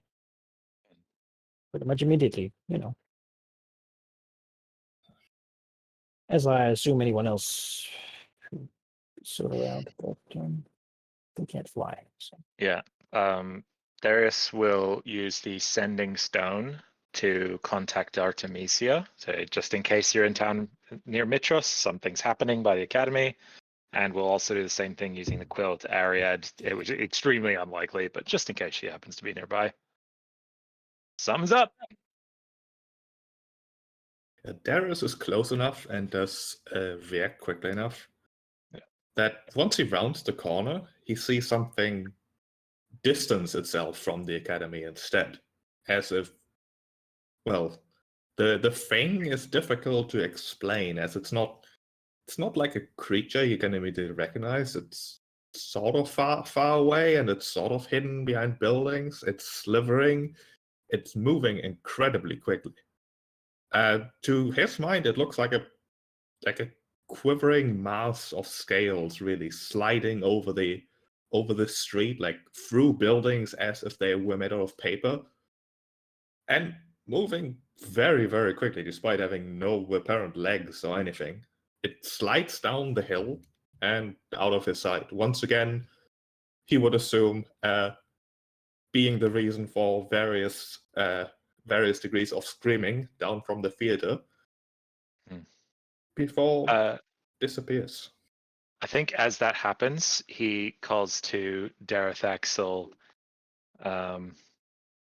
let's go to the skies and force it to hide around a corner.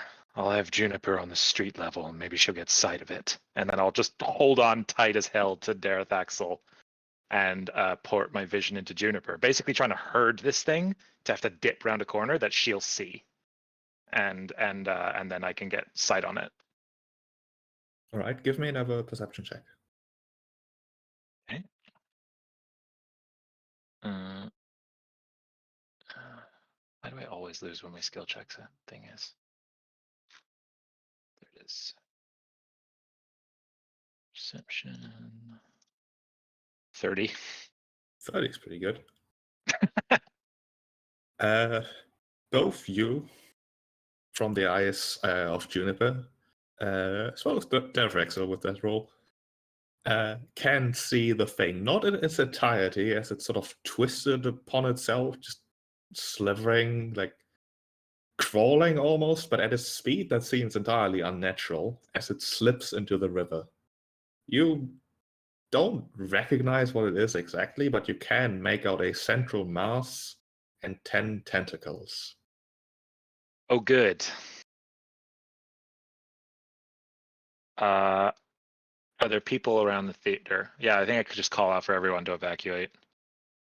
Get It out of appears the it appears to slip into the waters of the river, causing a massive wave, basically, which is easily traceable that it appears to be going towards the sea. Mm-hmm. I call out to someone to say, when the king arrives, tell him to follow the river south, and then I will fly in pursuit. Following the waves, and then Demos can just find me. You attempt to pursue. Roll something, yeah? Give me another perception check. Oh boy, I cast guidance on myself.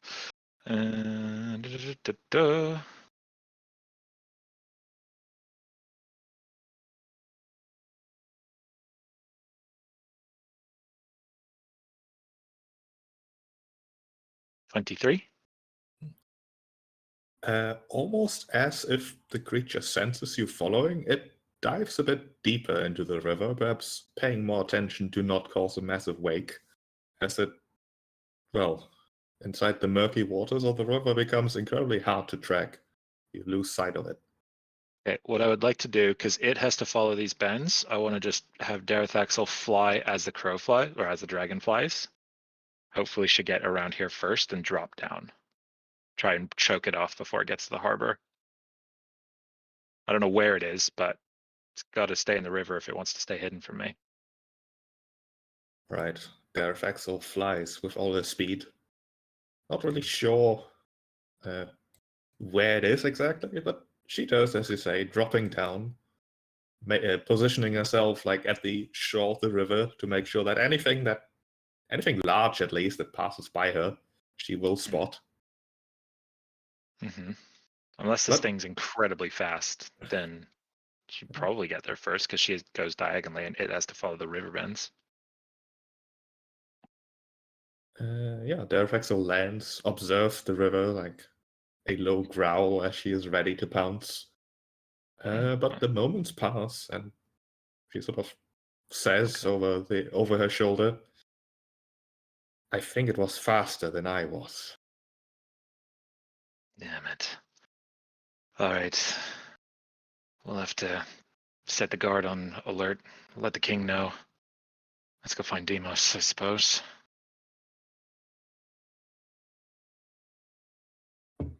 Didn't quite get enough sight of it, but maybe enough that I could recognize it if we find a picture or something.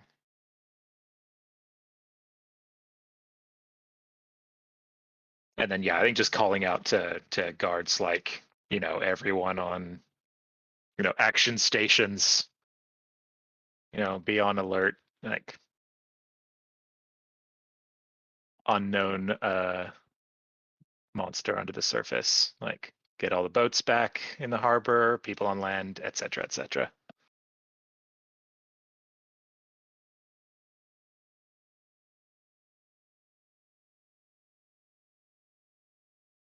What's Demos up to?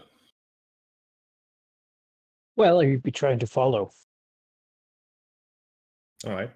I mean, I didn't want to assume that he could catch up. So just using the 80 fly speed to try to see what the hell's going on. Right? He'll go here. People will yell at him to follow the river, which he will then do as fast as he can.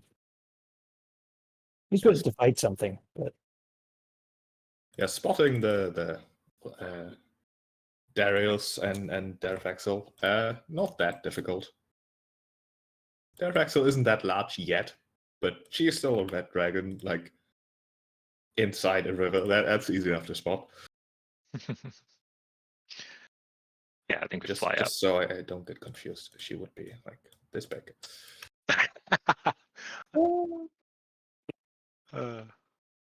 Amazing. Yeah.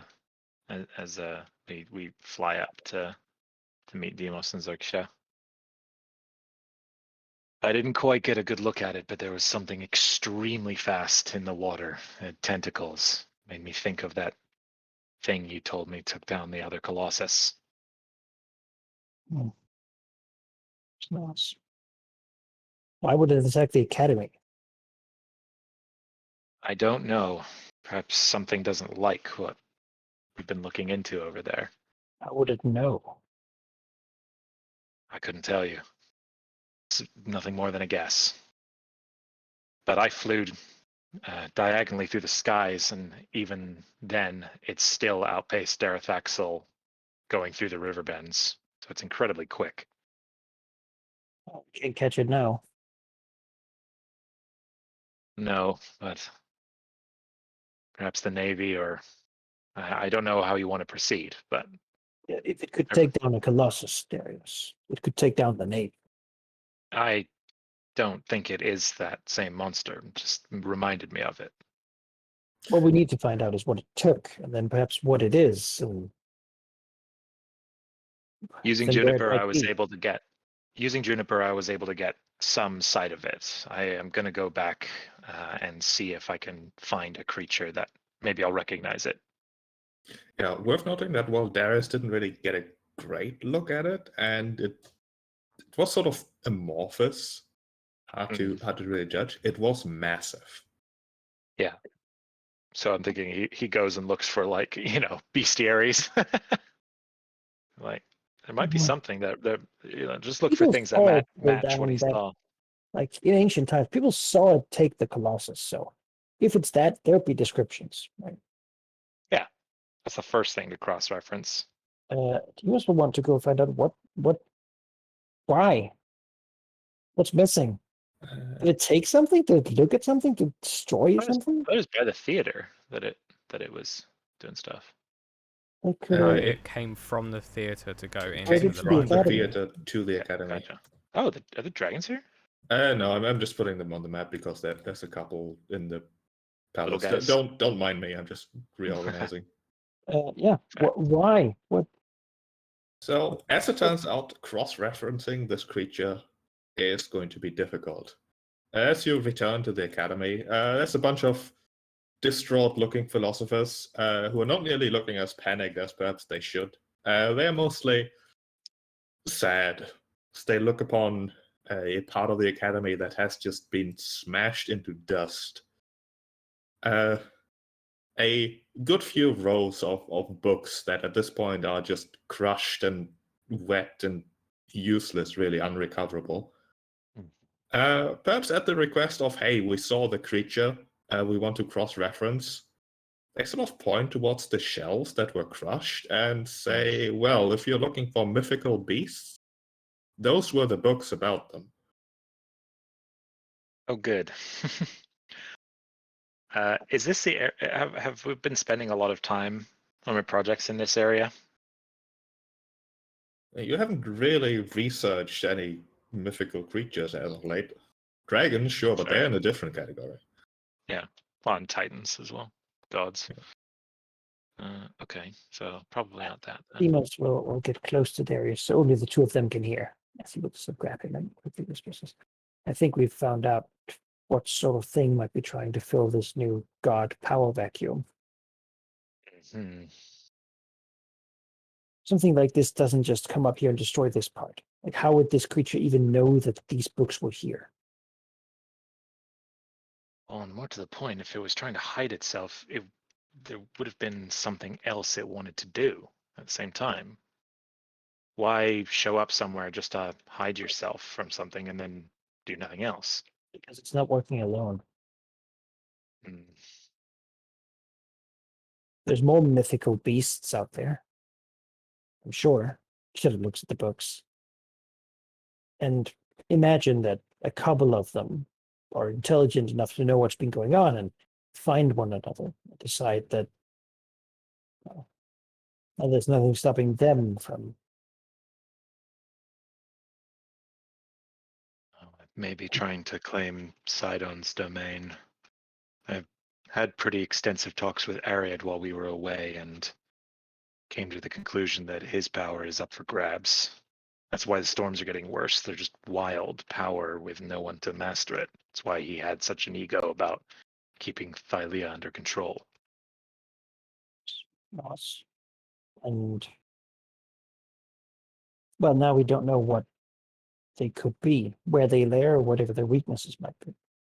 I mean, surely there's other copies of these, but well, It's not the only library. Historia or maybe even Artemisia's new Dragonlord Foundation may have some information. we know of 2 locations that might have creatures like this. Right? The Trickster, remember, and then under Hextia's lair, there was something terrible. Yeah, we never did find out what that was. Maybe now we should. If you feel you can leave the city safely, then yeah, that might be a good idea. Shrugs and says, well, just defending this place wouldn't have worked before. I don't know why it would now. It solved the problems before they assault the city. Agreed. I sent messages to Artemisia and Ariad, so I'll have to wait until tomorrow to update Ariad, but I don't think there's Artemisia a at least reason the Antikyra wouldn't work on Dragonback. No, I don't suppose there's a reason why not. Should still be able to navigate via the stars, just That's assuming the dragons can do multiple days flying straight. We might have to find islands to stop from day to day. But we should be able to make it work. That's how my company did it the first time. that I hear. You sort of glances at Dareth Axel. You know, Dareth Axel is a bit small for riding, maybe. Mm-hmm. A little bit. I'm sure we can make it work. Mm-hmm. Well, let's set about it then. I'll begin informing people of something. Creature ran away from us. We tried to engage it, so clearly it wasn't too dangerous.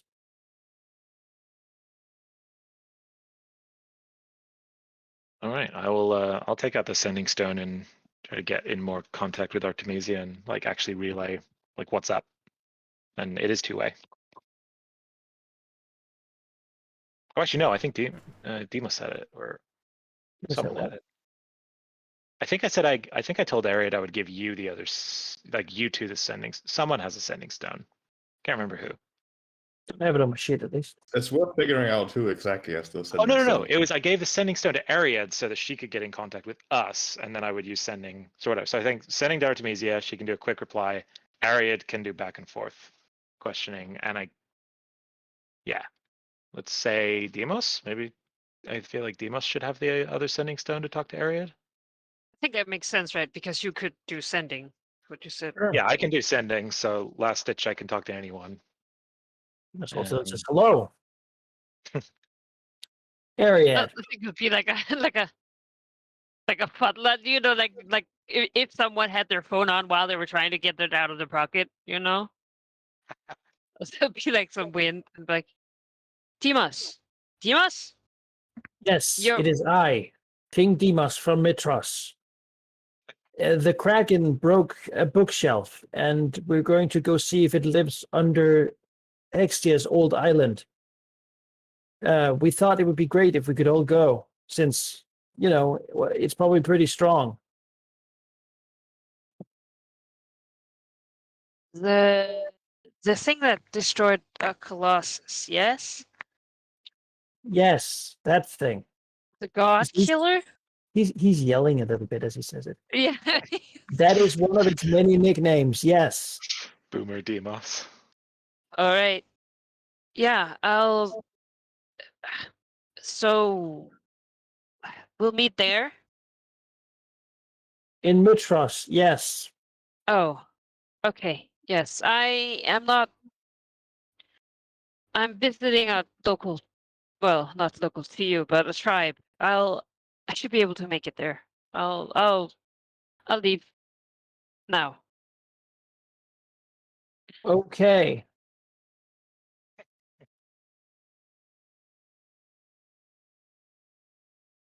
It holds it. Are you still there? Yes, Dimas, I'm still here. But you can go.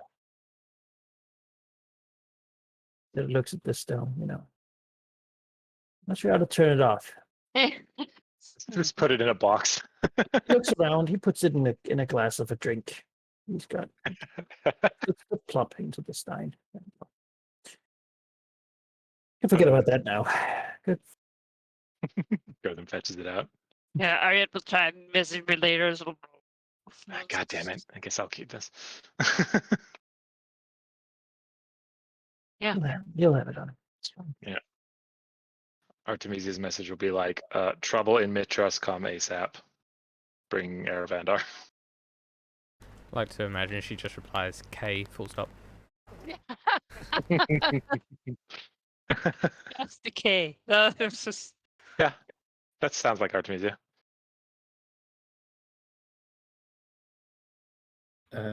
Just quickly about the mechanics of traveling on Dragonback.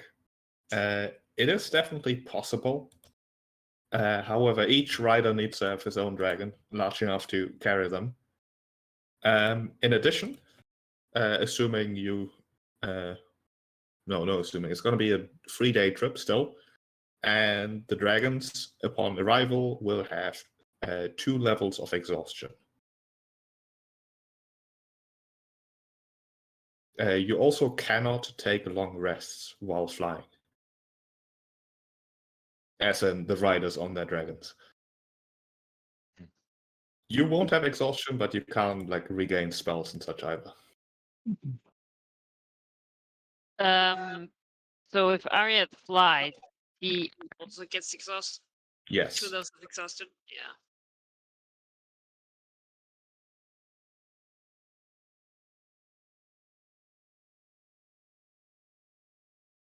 I mean, it's an island. We can take a rest when we get there. Mhm. Yeah, there's some elves on it, but I'm sure they're friendly after this while. I would like to talk to them. But we don't want to be away from the city for too long. The alternative would be to rent or take one of the few remaining boats of the Metrosian navy, which will definitely work as before, basically. Except with the Ultras, I hand waved a lot of dangers because it was immune to them. A normal boat would not be. Yeah, I think we just take the dragons. More boat. And we're building more, right? Mm-hmm. I see a lot of wood here next to Mitros.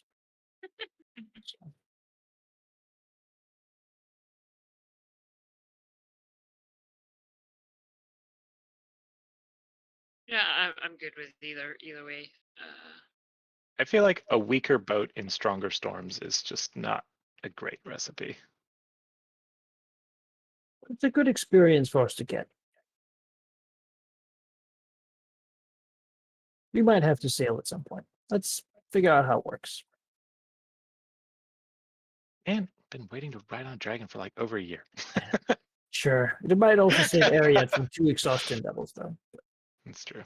I mean, ability checks and ability checks bad, but move speed. I mean, I'll just stay back and snipe, right? But yes, Or we I can would- just take a would long prefer rest when that. we get there. Like, Yeah, exactly. get I there, feel strongly about it. sleep. Not a big deal, right?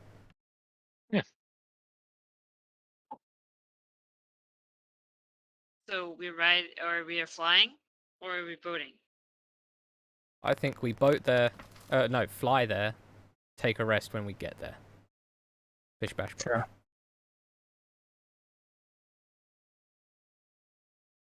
I mean, Pete, another question. I mean, sure, we're not going to be sailing on the seas, but the storms would probably still affect our travel. They would, but you also have the advantage of sort of being protected by the same magic that propelled your ship before, which is that of Right. the instrument of the bards. Okay. Oh, yeah. right. I forgot we had that. That helps a bit. Of course, if there's a Yeah. particularly bad storm, that would be a thing that could be considered an obstacle. Okay, no more wand of web. I'll return to that. Mm. I got two instruments.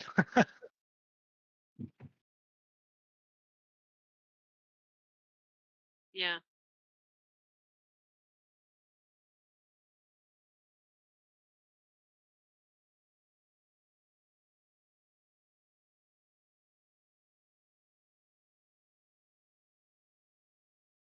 Okay. So shall we go? All right. Oh, Jonathan's got bigger. Yeah, I mean, you're right on them. They're not quite like young adult size yet, but they're close enough. It's a category. We're on the lower end. Does it Xerxes look a on the little higher end. weird? Like the rider's a little too big on them? Like, It's like a fully Also- grown man on a pony. As we've discussed before, I believe I've brought it up. All your dragons, Xerxes included, would have the rough stat block of a young bronze dragon. That is what we're Oh, Oh, that's standardizing. news to me. No. first I heard As it. I've said before, I don't was- want the type to vary the CR they have like wildly to the point where Red Dragon is just the metagamer's choice. So basically, you look at the stat block of a young bronze dragon and adjust the stats accordingly. I will link the 5e tools link in. Keeping their own like element, right? Yes, adjust the element, and that should basically it. And the traits like bronze, I believe, and green dragons are amphibious. A silver and a red would not be. And what about the special, like their breaths? Like, The breaths would remain the same as long as the damage dice is comparable. this. Oh, so Silver's Okay, fuck, I just deleted all my macro. Silver's cold breath does 12d8. A young bronze does 10d10. Think that's comparable, ish. I think so, yeah. Close enough.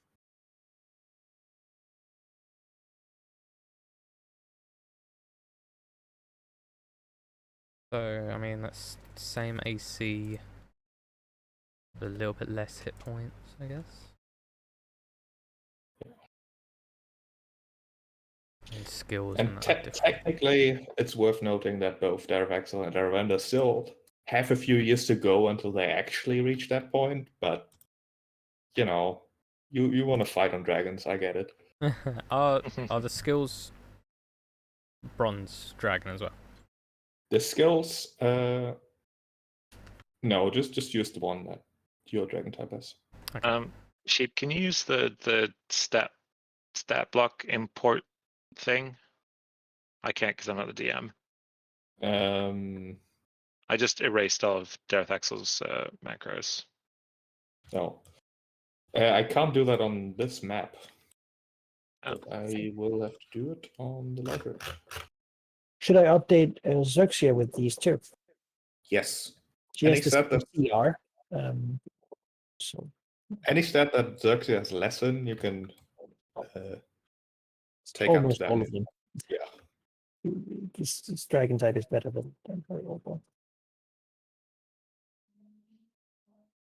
Right. Let's hope I don't break anything by doing that, and let's hope I don't show you my library map.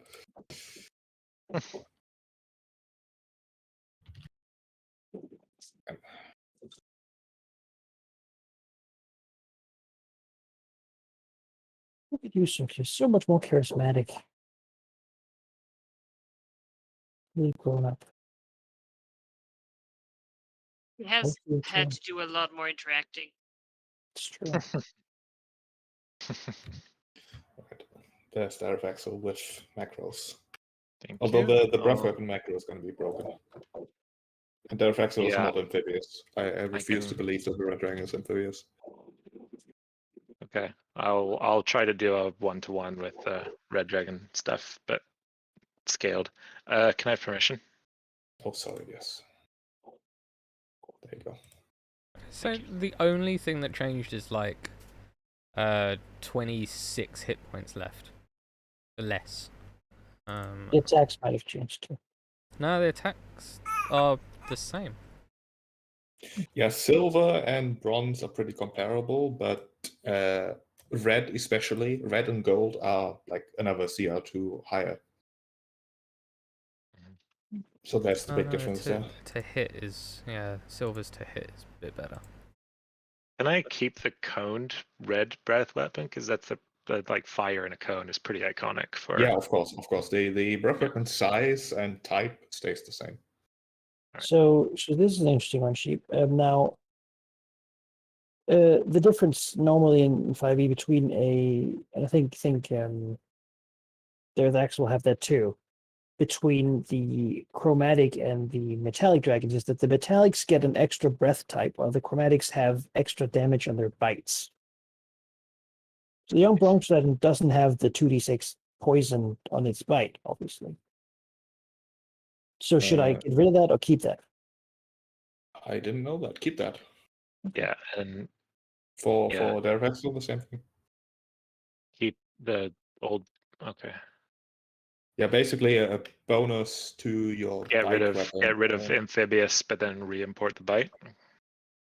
The You 2d6. basically, yeah, you basically get 2d6 fire damage on your bite, but you Okay. don't have an alternate breath weapon, which Aravander, for example, does. Yes. Also, Ari, Process. I would ask you at this point: do you want Argon with you? Yeah, I would love that. Because she would be up for traveling. Saves. Do I pick up bronze dragon saves? Yes. Yeah. Okay. Where do I have Argon's token? Man, so I can't believe a bronze dragon is so much more powerful than you. Look at all this. Oh, Breath weapons all messed up. that's quite the upgrade.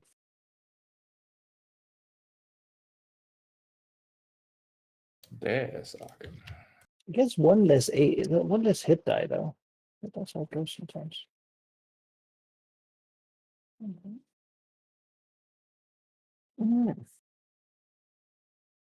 Say I I'm think just maybe-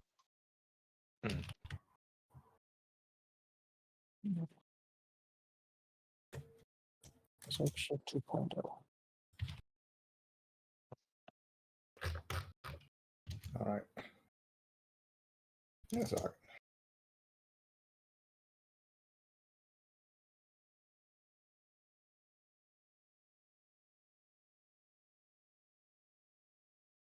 Argon isn't quite the size she used to be, but she is a touch bigger than both Dareth Axel and Aravander because she was older. Like, Mhm. Xerxia does not approve of Argon's presence, by the way. Mhm. Suxia's gonna have to deal. It's true. Wow. They've beefed before.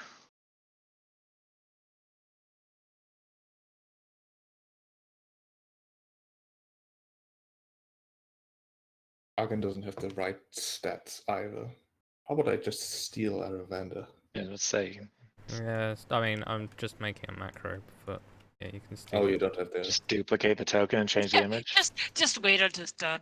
Yeah, Yeah. exactly. Do we update breath weapon damage based on the Young Bronze Dragon?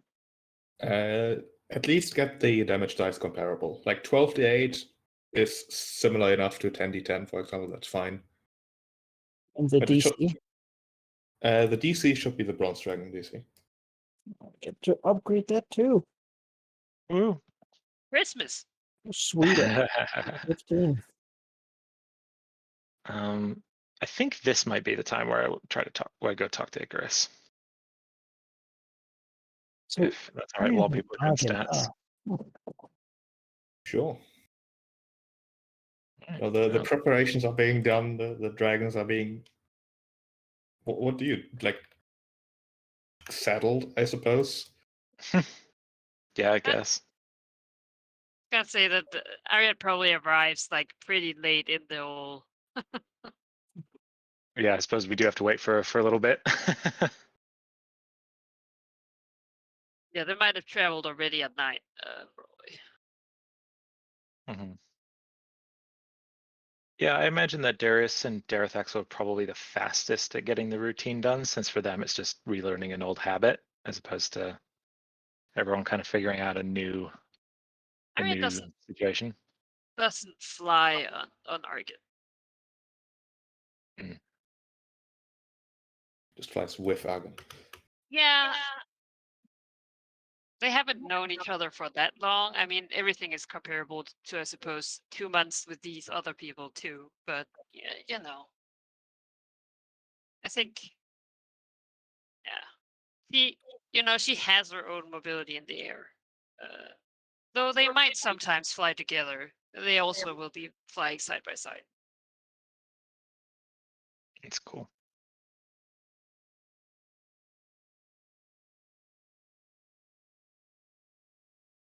All right. Alright, Aravandar can be stolen. For his stats. For stats. Oh, look at me! I'm a Really? master coder. Can be elite. Skills. That is master coding, just copying your old work and pasting it over there. Copying something off of the It's internet not even. and just Yeah, putting it in there. it doesn't even need Yeah. to be your work. Yeah. It's like solve and then type in your problem, and then someone's like, "This is the line of coding," and they check if it's right. I'm like, "Yeah, hey." It did the thing that I wanted. Can be harder to. I just need to find the dragon token I use for the silver dragons.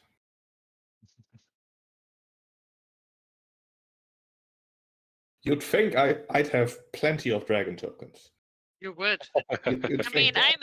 I imagine your computer is not like tokens, so I imagine just like wallpaper upon wallpaper. It's background, desktop background. Shifting. Tiamat. There's an I altar. never look at my desktop. It's full of icons and the standard Yeah. Windows background. Mine I is- just don't look at that. Mhm. Mine is like notes, like dragon resume, this other resume, notes, that note, the foreign note. There's just notes everywhere.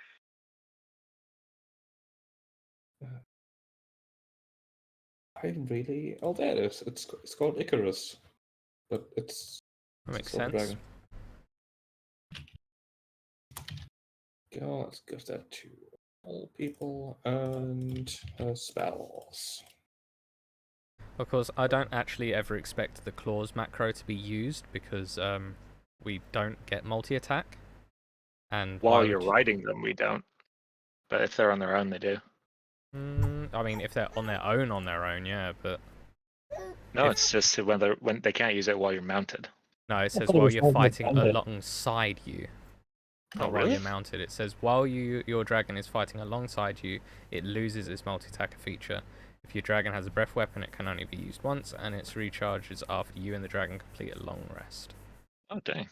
So, The intention behind that is basically to get the dragons more to magic item level of power, rather Mhm. than an entire different character. But like, they can go out on their own, and we could have a whole dragon session if we really wanted to without our players, like our PCs. But and then they could have their multi attacks. But God, we're so much better when they're not around. they're really good without us. Like, we drag them down. That's what this We is. do. I refuse to believe that. Why would they ever want to pair? All right, Darius wanted to talk to Icarus. I did, yes.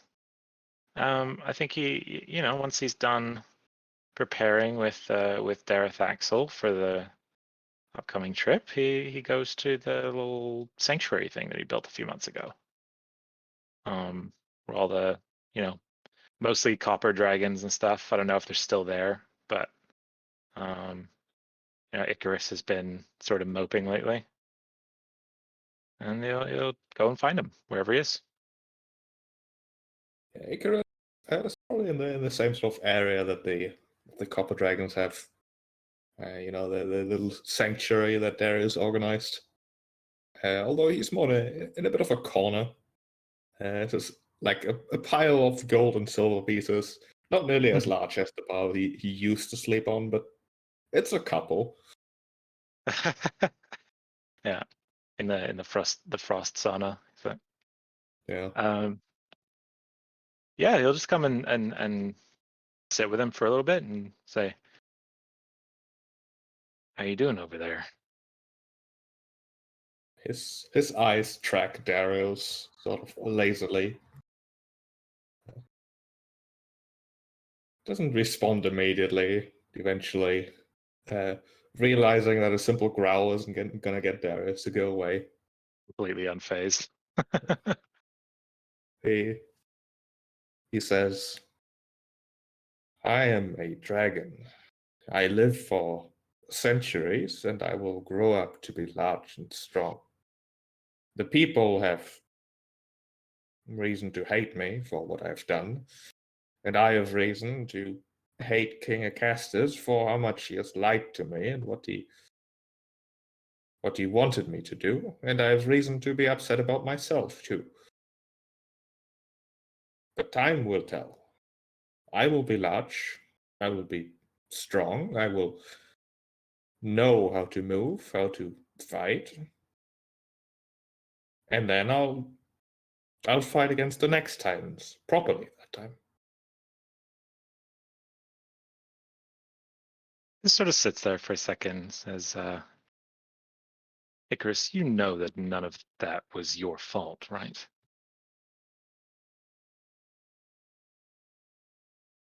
I could have acted differently. You were a child. I am a child. As far as I'm concerned, You're right. you are. Maybe by your standards, maybe by what this body looks like, but no, I've been around maybe a bit too long at this point. Listen, I know that you haven't wanted to leave or come flying when me and Dareth Axel go out. I know I've asked you this before, but we're going on a trip, and I'm not asking you to fight or do anything you don't want to do, but it's going to be for a little while, and I think it might be good for you if you come with us. He sort of lifts his head towards Darius. He says, "No, it would not be good for me. I know what I have to do. You think that I am wallowing in self-pity, that I'm sad about Acastus being gone, but I'm not. I know what to do. I, however, don't want to seem overconfident either. How long will you be gone?" Well, not nearly as long as we'll be back in time for what you're waiting for, I'll assure you. But I Think when don't you know. return, I will not be here, and that will be a good thing. I will go somewhere and learn on my own, which I think we'll be more successful than you trying to teach me things, or any of these others trying to do things for me. Honestly, I've- Icarus, that sounds really good. I just wanted to get you out of the house. I mean, this is. I don't know. Have I ever told you about the story about when I first met this one? Gestures to like Dareth Axel out a window for plot's convenience's sake. I don't think we've talked much at all. I was too important for you. Well, whatever you may think, your station has decreased. You're still very important. I'm not When saying I was not saying my station decreased. I'm saying yours increased. fair enough. And when I was young, probably about your age actually, I sort of just went along with what powerful people, older and with higher station than me, wanted me to do, and I got by quite fine doing that. But I came across something that my family wanted that I didn't agree with. They found this egg of a very powerful red dragon, thought they could use it to manipulate the dragon. Some people wanted to destroy the egg. They all bickered and disagreed about what should be done about it. And I remember thinking that it wasn't fair that the dragon didn't get a choice, didn't get a say in its future before it was even born. And something about that moment stuck with me. It was a passion I hadn't really felt before, enough to motivate me to steal the egg and run away before they could make any decisions about its future, give it a chance to make decisions for itself. Now, I know we're not the same people. I don't expect that you would, maybe you would find something similar, maybe not, but whatever, I don't know what that spark will be for you, Icarus, but everyone has one. What I do know is that you won't find it staying in these halls that have done a lot of damage to you, where people were making decisions for you about how you would improve their image. So I'm not going to try to teach you anything. I don't know that I have anything I could teach you, but I just want you to go out and actually live a life outside of these walls and find whatever that spark is for yourself, because it is out there waiting for you.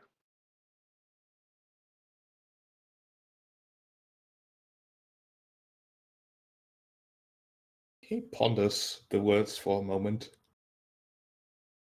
before he says, "When I leave, I'm taking all this gold and silver with me.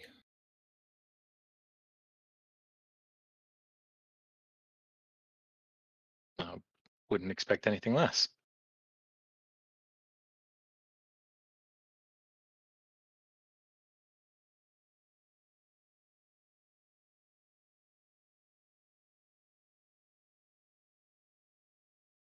Well, I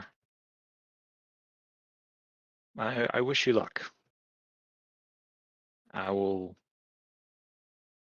not be not to say that I don't wish to see you, but I'll be very happy to see that you have gone out into the world when I get back.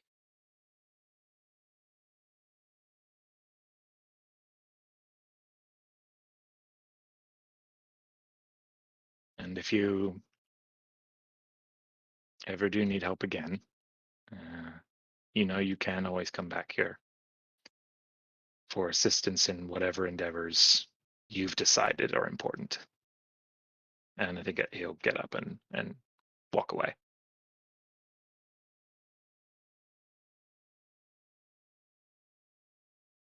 Icarus goes back to sleep. All right.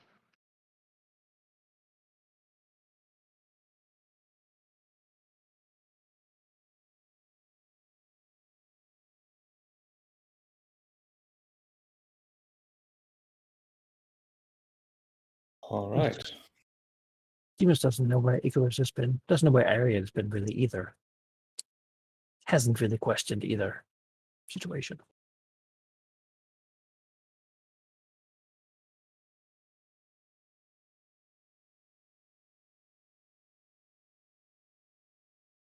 Yeah, I would just arrive, having travels, look sort of tired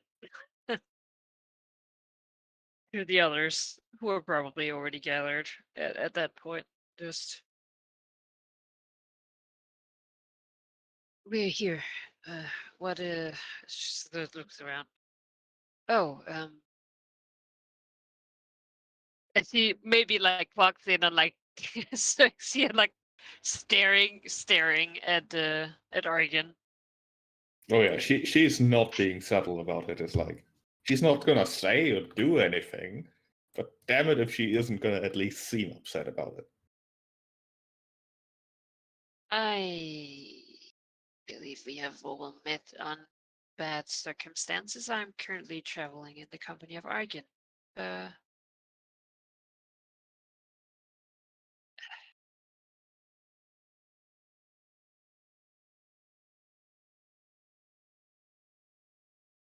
There is a lot to see in the world that she has not gotten to see yet. Xerxia, Death Glare, and Demas just sort of looks at Arkin, looks at Ariad, doesn't say anything. Yes. Yeah, Arden doesn't look too apologetic either. She has a bit of a haughty streak. She will perhaps turn that down ever so slightly. I say Arya's gonna like put a hand, like hover. He's gonna like put a hand on like the neck. You're like it's like Loli say like it's fine. It's, As Arden will mumble. Given the information I had at the time, I acted in the way I thought was best for everyone. Not my fault that I didn't really understand what was going on, and now I know better. Well, it's nice to re-meet you under better circumstances. And you're absolutely right.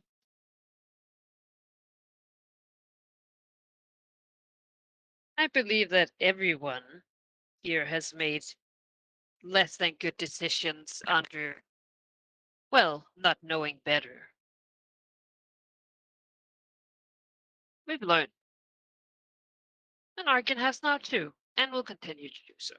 And she like looks a little like scowling at Xerxia, like, this is like at least pretend. Hey. You weren't all fucking glory over there. Xerxia mumbles just loud enough for Demos to hear. I have never made a bad decision in my life.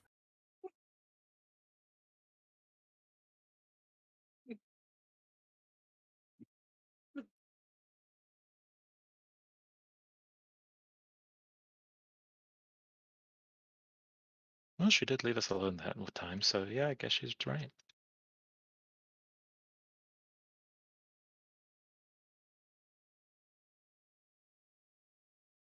All right. Do you want to head off then? And if so, what is your destination?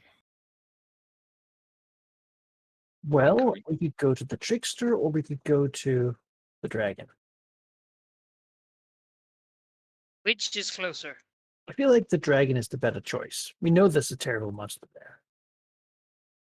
Then again, the Trickster we were told. Well, it may not be a monster. It just said that there was something that it was a place that even Hexia wouldn't go to. It may. Right. We're warned that that's where the God Killer was.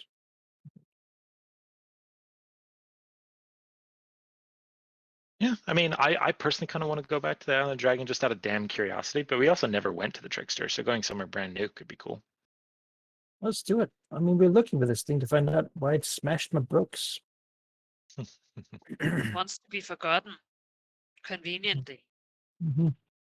That's not going to work out for it. All right.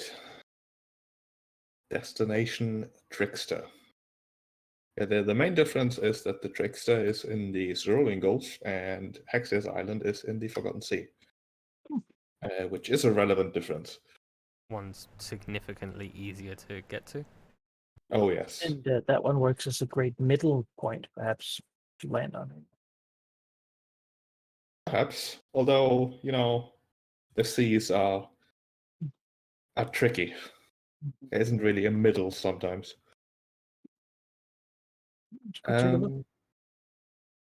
However, I think we're gonna do those things next time. I did threaten this might be a slightly shorter session, and both of these locations may or may not take a little while. Well, thank you for the session. That was great. Yeah. Yeah, it's not really the complete time skip yet, but we've passed like a year or so. There's a giant octopus smashing books, which is not where I thought things were going. No, No, can't I say that. completely foresaw it. I knew it. I knew that it would go to the book. I knew the row. Sadly, I wasn't here to warn you, but Asked Sheep ahead of time, said, "Hey, I just want to make sure that I copy every monster identification book in the Library of Mitros." And he was like, "Actually, could you not? Because I'm a huge nerd. oh, yeah,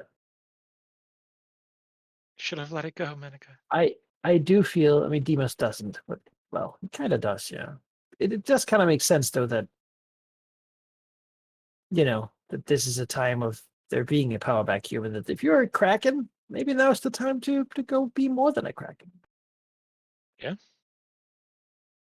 Scholar. Kraken God, skull. Kraken. Those things are pretty big to begin with, I think. Well, it's already a god killer, so at this point it's just I don't think bragging I've rights. actually ever in a D&D game fought a Kraken. Like a real, Real I one. fought a giant octopus or something. Yeah, that doesn't count. But like the Kraken. Mhm. Or a Hydra. Yeah, Hydra. Those are pretty like characters. We fought a Hydra in this We campaign. fought a Hydra Oh, before. yeah, Yeah. like You tied it together. a Did giant snakes. 10-headed swimming Hydra. I don't know. I'm reaching for it not being a Kraken. You've got Holy Avenger Sword. Yeah. Yeah, really cool. Mhm. If we meet any more Maynats, they're gonna get broken. Yeah, that was good fun. Yeah. Interesting to do like large swaths of time skipping. That's very unusual for this campaign. Oh, I mean, yeah. time has been such The an whole issue. thing was like, oh yeah, we haven't known. It's like, oh, we've known each other for like 2 months. Now we've known each other for like 12 times more than that. Yeah. So, Well, one Arid hasn't session. been around, so we talk. We can call each other. Demas can like every time Because- he's bored, he's sitting there waiting, nothing's happening. He's like, hey, what are you I'm doing? really yeah. This new life is Here's an update. lot more- Crowns get heavy after a while. yeah. I have a ready. theory that some metals are heavier than other metals, and so far evidence is that this thing is not made like a helmet. It's like I don't know why he's telling me this, but I better not answer. He was a good kid. He's he's reliable. You know what you're getting. Yeah, It's oh yeah, fun. you know what you're getting. That's right. He doesn't Mm. have any grand conniving plans. He wants to protect Yeah, the yeah. city mostly. Don't really have time to build a navy in a year, though. Won't really No, do that a whole lot project of has anything. barely started.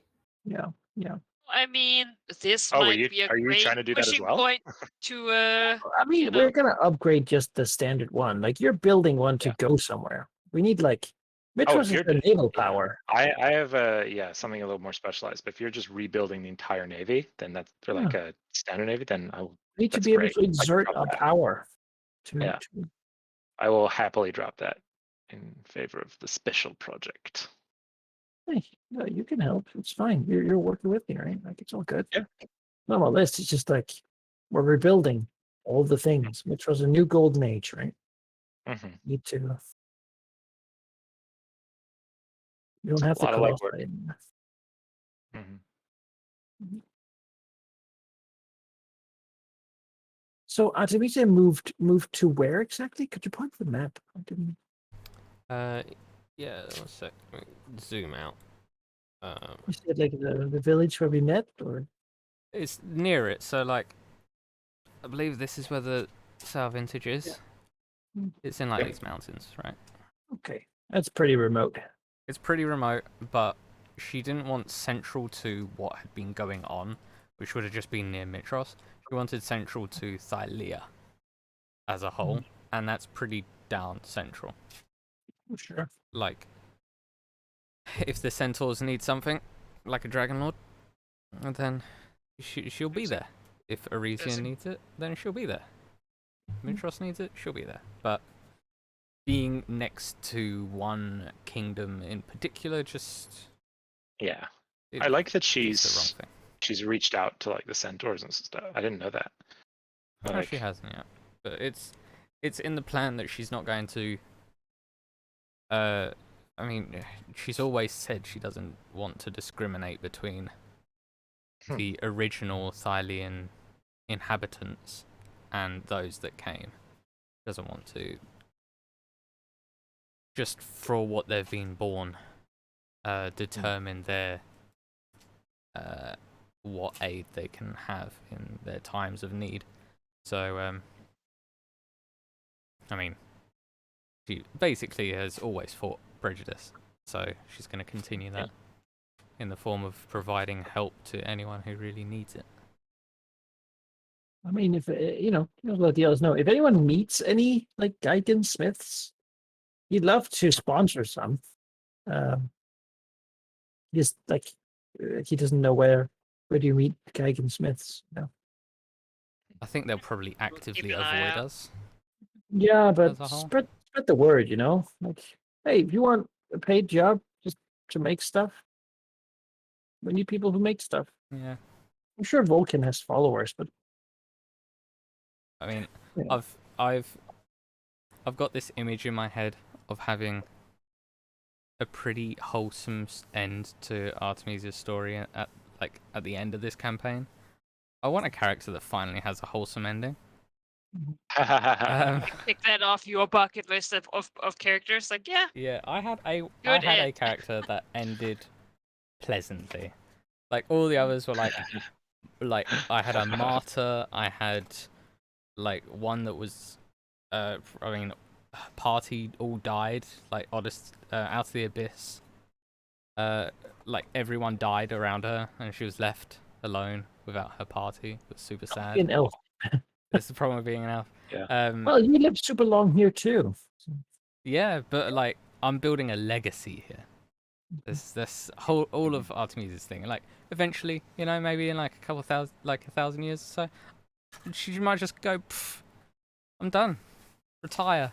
Go to a mountain somewhere with Aravandar and chill. And then Riot has already spent a good deal of her 500 years. I don't know. yeah. 1,000? No. Well, Yeah. ultimately, like Medusas don't have like a lifespan. Like it's not. There isn't like a. Yeah, they live this long. Like they just live. They're cursed to live. So I can totally imagine in like a couple thousand years when the next calamity, when Cantimane comes back, fucking pissed. Then there's like level 20 Artemisia and ancient silver dragon Aravandar just comes out of nowhere and tries to repeat what the party did. Oh boy. But like weird. That's just like talks to herself. Like Oh, yeah, dialogues she's for fucking- everyone. He's gone fucking crazy at this point. Like, It's like But there's Let's fight. there's No, Dimas, not now. Just who need to knows, talk first. split Yes, personalities. we need to talk. Who No. knows how God heritage? Who Yeah, that's knows? Yeah, true. maybe we're all becoming gods. Yeah, That's the I thing. have a feeling this is setting us up to like Sidon and Lutheria's domains are unclaimed, and so are the five. So never know. someone's got to take them. The Like the rulership dragons. of Mitros. Ah! I will take them all. All I know is that monks at level 18 can basically like become immortal because they don't need to eat, they don't need to drink. They can cast astral projection without material components. They can do all of the stuff. They just don't care about life anymore. Mhm. So, and on top of being a Medusa, and on top of I was about having to say, an as a ancient, Medusa, you'll be like, "That's nice." Next. yeah, having an ancient silver dragon that's actively studying the arcane as well. Like, it's gonna be interesting. Nice. It's gonna be a cool epilogue, I reckon. And I'm hoping for a nice one. I really want one, but I just don't see it. Artemisia's just gonna fucking drag him through it. Oh, she doesn't care. Drag him through a happy ending. Yeah, it's gonna happen. It's Drag gonna 'em. fucking happen. It's gonna be like, then he like, something sad happens. He thinks this is the end of it, and then Artemisia shows up. It's like, all right, you're coming with me. I'm sick of all this moping around. Sure, he'll just have to find. Yeah, he's gotta also find his own meaning in life. Mm. And, like, yeah, it was one of my downtime things. Was like, I'm not trying to get back together, but I just want to make it right. I want to try and like make it right with Versailles, and it's just like got a hardcore shutdown. Like, well, that's fair. Yeah, that's pretty fair. I don't let. Yeah. Just At least I wish it was like to my face instead of ghosting, so you just get the closure at least. help me find my Spider-Man. That's what you can do. Sure. We can do that. Maybe it's one of the elves, or maybe it's a centaur. You know, I mean, it's gotta be someone who lives Oh, longer yes. than like 40 years, right? Like, Dragon Hold riding on. centaur. dragon riding centaur. God. Technically, in the There's player's nothing guide for against this it. one, you could have a centaur riding a centaur. So why not a dragon? Yeah, because like playable race centaurs are medium, but the NPC centaurs are large. Large. I Yeah. refuse it. I refuse it. Centaur riding No. dragon. If you really get No. meta, you could have a halfling on top of the PC centaur, on top of the NPC centaur, on top of a huge dragon. Wait, didn't we have this conversation in Starfinder when we Yes. basically were like, burn a bus, like, just stack everyone on top Yeah, I of think each we other? did. I think we did. And it worked out, didn't it? Yeah, you know. I just can't wait for us to finally, like, at some point, we've got to go to Arisia, right? Like, Yeah. sure, like, they wouldn't build this whole lore about a whole city and, like, have an whole other god there and, like, the conflict between Arisia and Mitros just for them to never appear in the story. Like, they've got to appear at some point, and I'm really excited to roll up exiled with like Let's say you've been with a waiting for dragon. that for a long time. It's gonna be such a fuck you to all of them. Just roll up like, sup bitches. I'm now the head of the new Dragonlords. Like, it's gonna be hilarious, and I'm living for it. Mhm. Oh man. Yeah, I would be floored if that doesn't. And also, there's been a lot of talk about the lost city of the Sirens. That just sounds fucking cool to go like on a Does. I imagine an full on. exploration. Of This that is kind of thing. Atlantis. Yeah, Underwater adventure. underwater encounters and like The deep dragon sea. for it. Yeah, I don't know how we're gonna There do we go. it. I mean, that's how Dang. the book gets the dragons out of it. Except for Demas Ah, again. Yeah, aquatic. Only Demos gets to ride a dragon ever. Can't really ride it underwater. Or like stick to it while it's Why swimming. not? I mean, she has swim speed. And You like just hold hug on, it. Sure, just but like, it's hold like- on real tight. But could you imagine? It would be like getting dragged through like the viscosity of water wouldn't really. Yeah, you get so If much you swim fast, resistance. I'll just like push backwards, right? Yeah.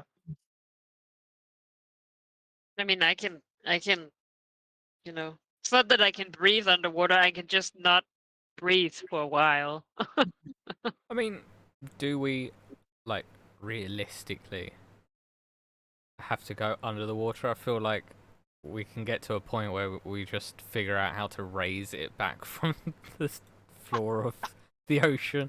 I mean, I'm multi-classing. I'm never gonna get to that like telekinesis level. That's the trade-off. That is that's such a downside of multi-classing, isn't it? Like, But the thing is, I used to be hardcore on the like single class train, and like, you know what though? When do you ever get there? Like very few campaigns get to 20, and even if you do, you won't be there for very long. it's So cool. if you can have an entire amazing path on the way there, then you should. Do it however you want, because all the benefits of my Darius multiclass bullshit, I'm gonna feel that for a lot longer than the whatever I'd be missing out on.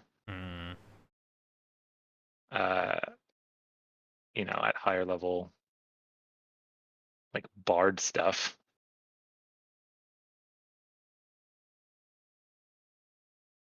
I think like multi-classing several times needs like a lot of pre-planning. Yeah. Ton, yeah. Like I was looking into it. I was like, yeah, looking forward in the sorcerer stuff. It's not really. It's like you get high level spells, and that's really, About it. that's it. And that's exciting and all. But it's basically like you can cast one high level spell once, and then everything is the same. It's like, yeah, well, it's cool. I could also just cast fireball. Yeah. Hey, Yeah. it's like, oh, there's a cold damage instead. Oh, it's very exciting. Okay. Once upon a time, Darius was a bard that believed that if he just trusted in fate, everything was going to work out okay. And then the story his story went a very different direction. But like,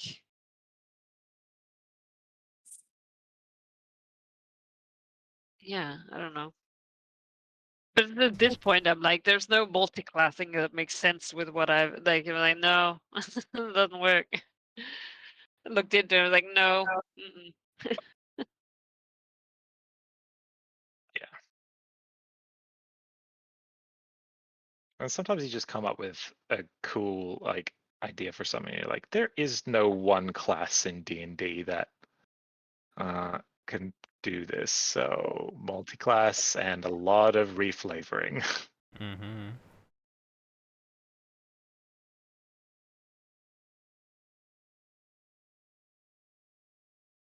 And then other times it's great to just roll up with a barbarian and hit stuff. Yeah. Alright, I'm gonna save here and then head to bed. And then we will see each other in 2 weeks. We're probably gonna be only rarely not taking a week break That's from fine. this point onward. Yeah. Fine by me. I got like a book club that I've started doing game nights on, the alternate Saturdays that we don't play, which is nice. There you go.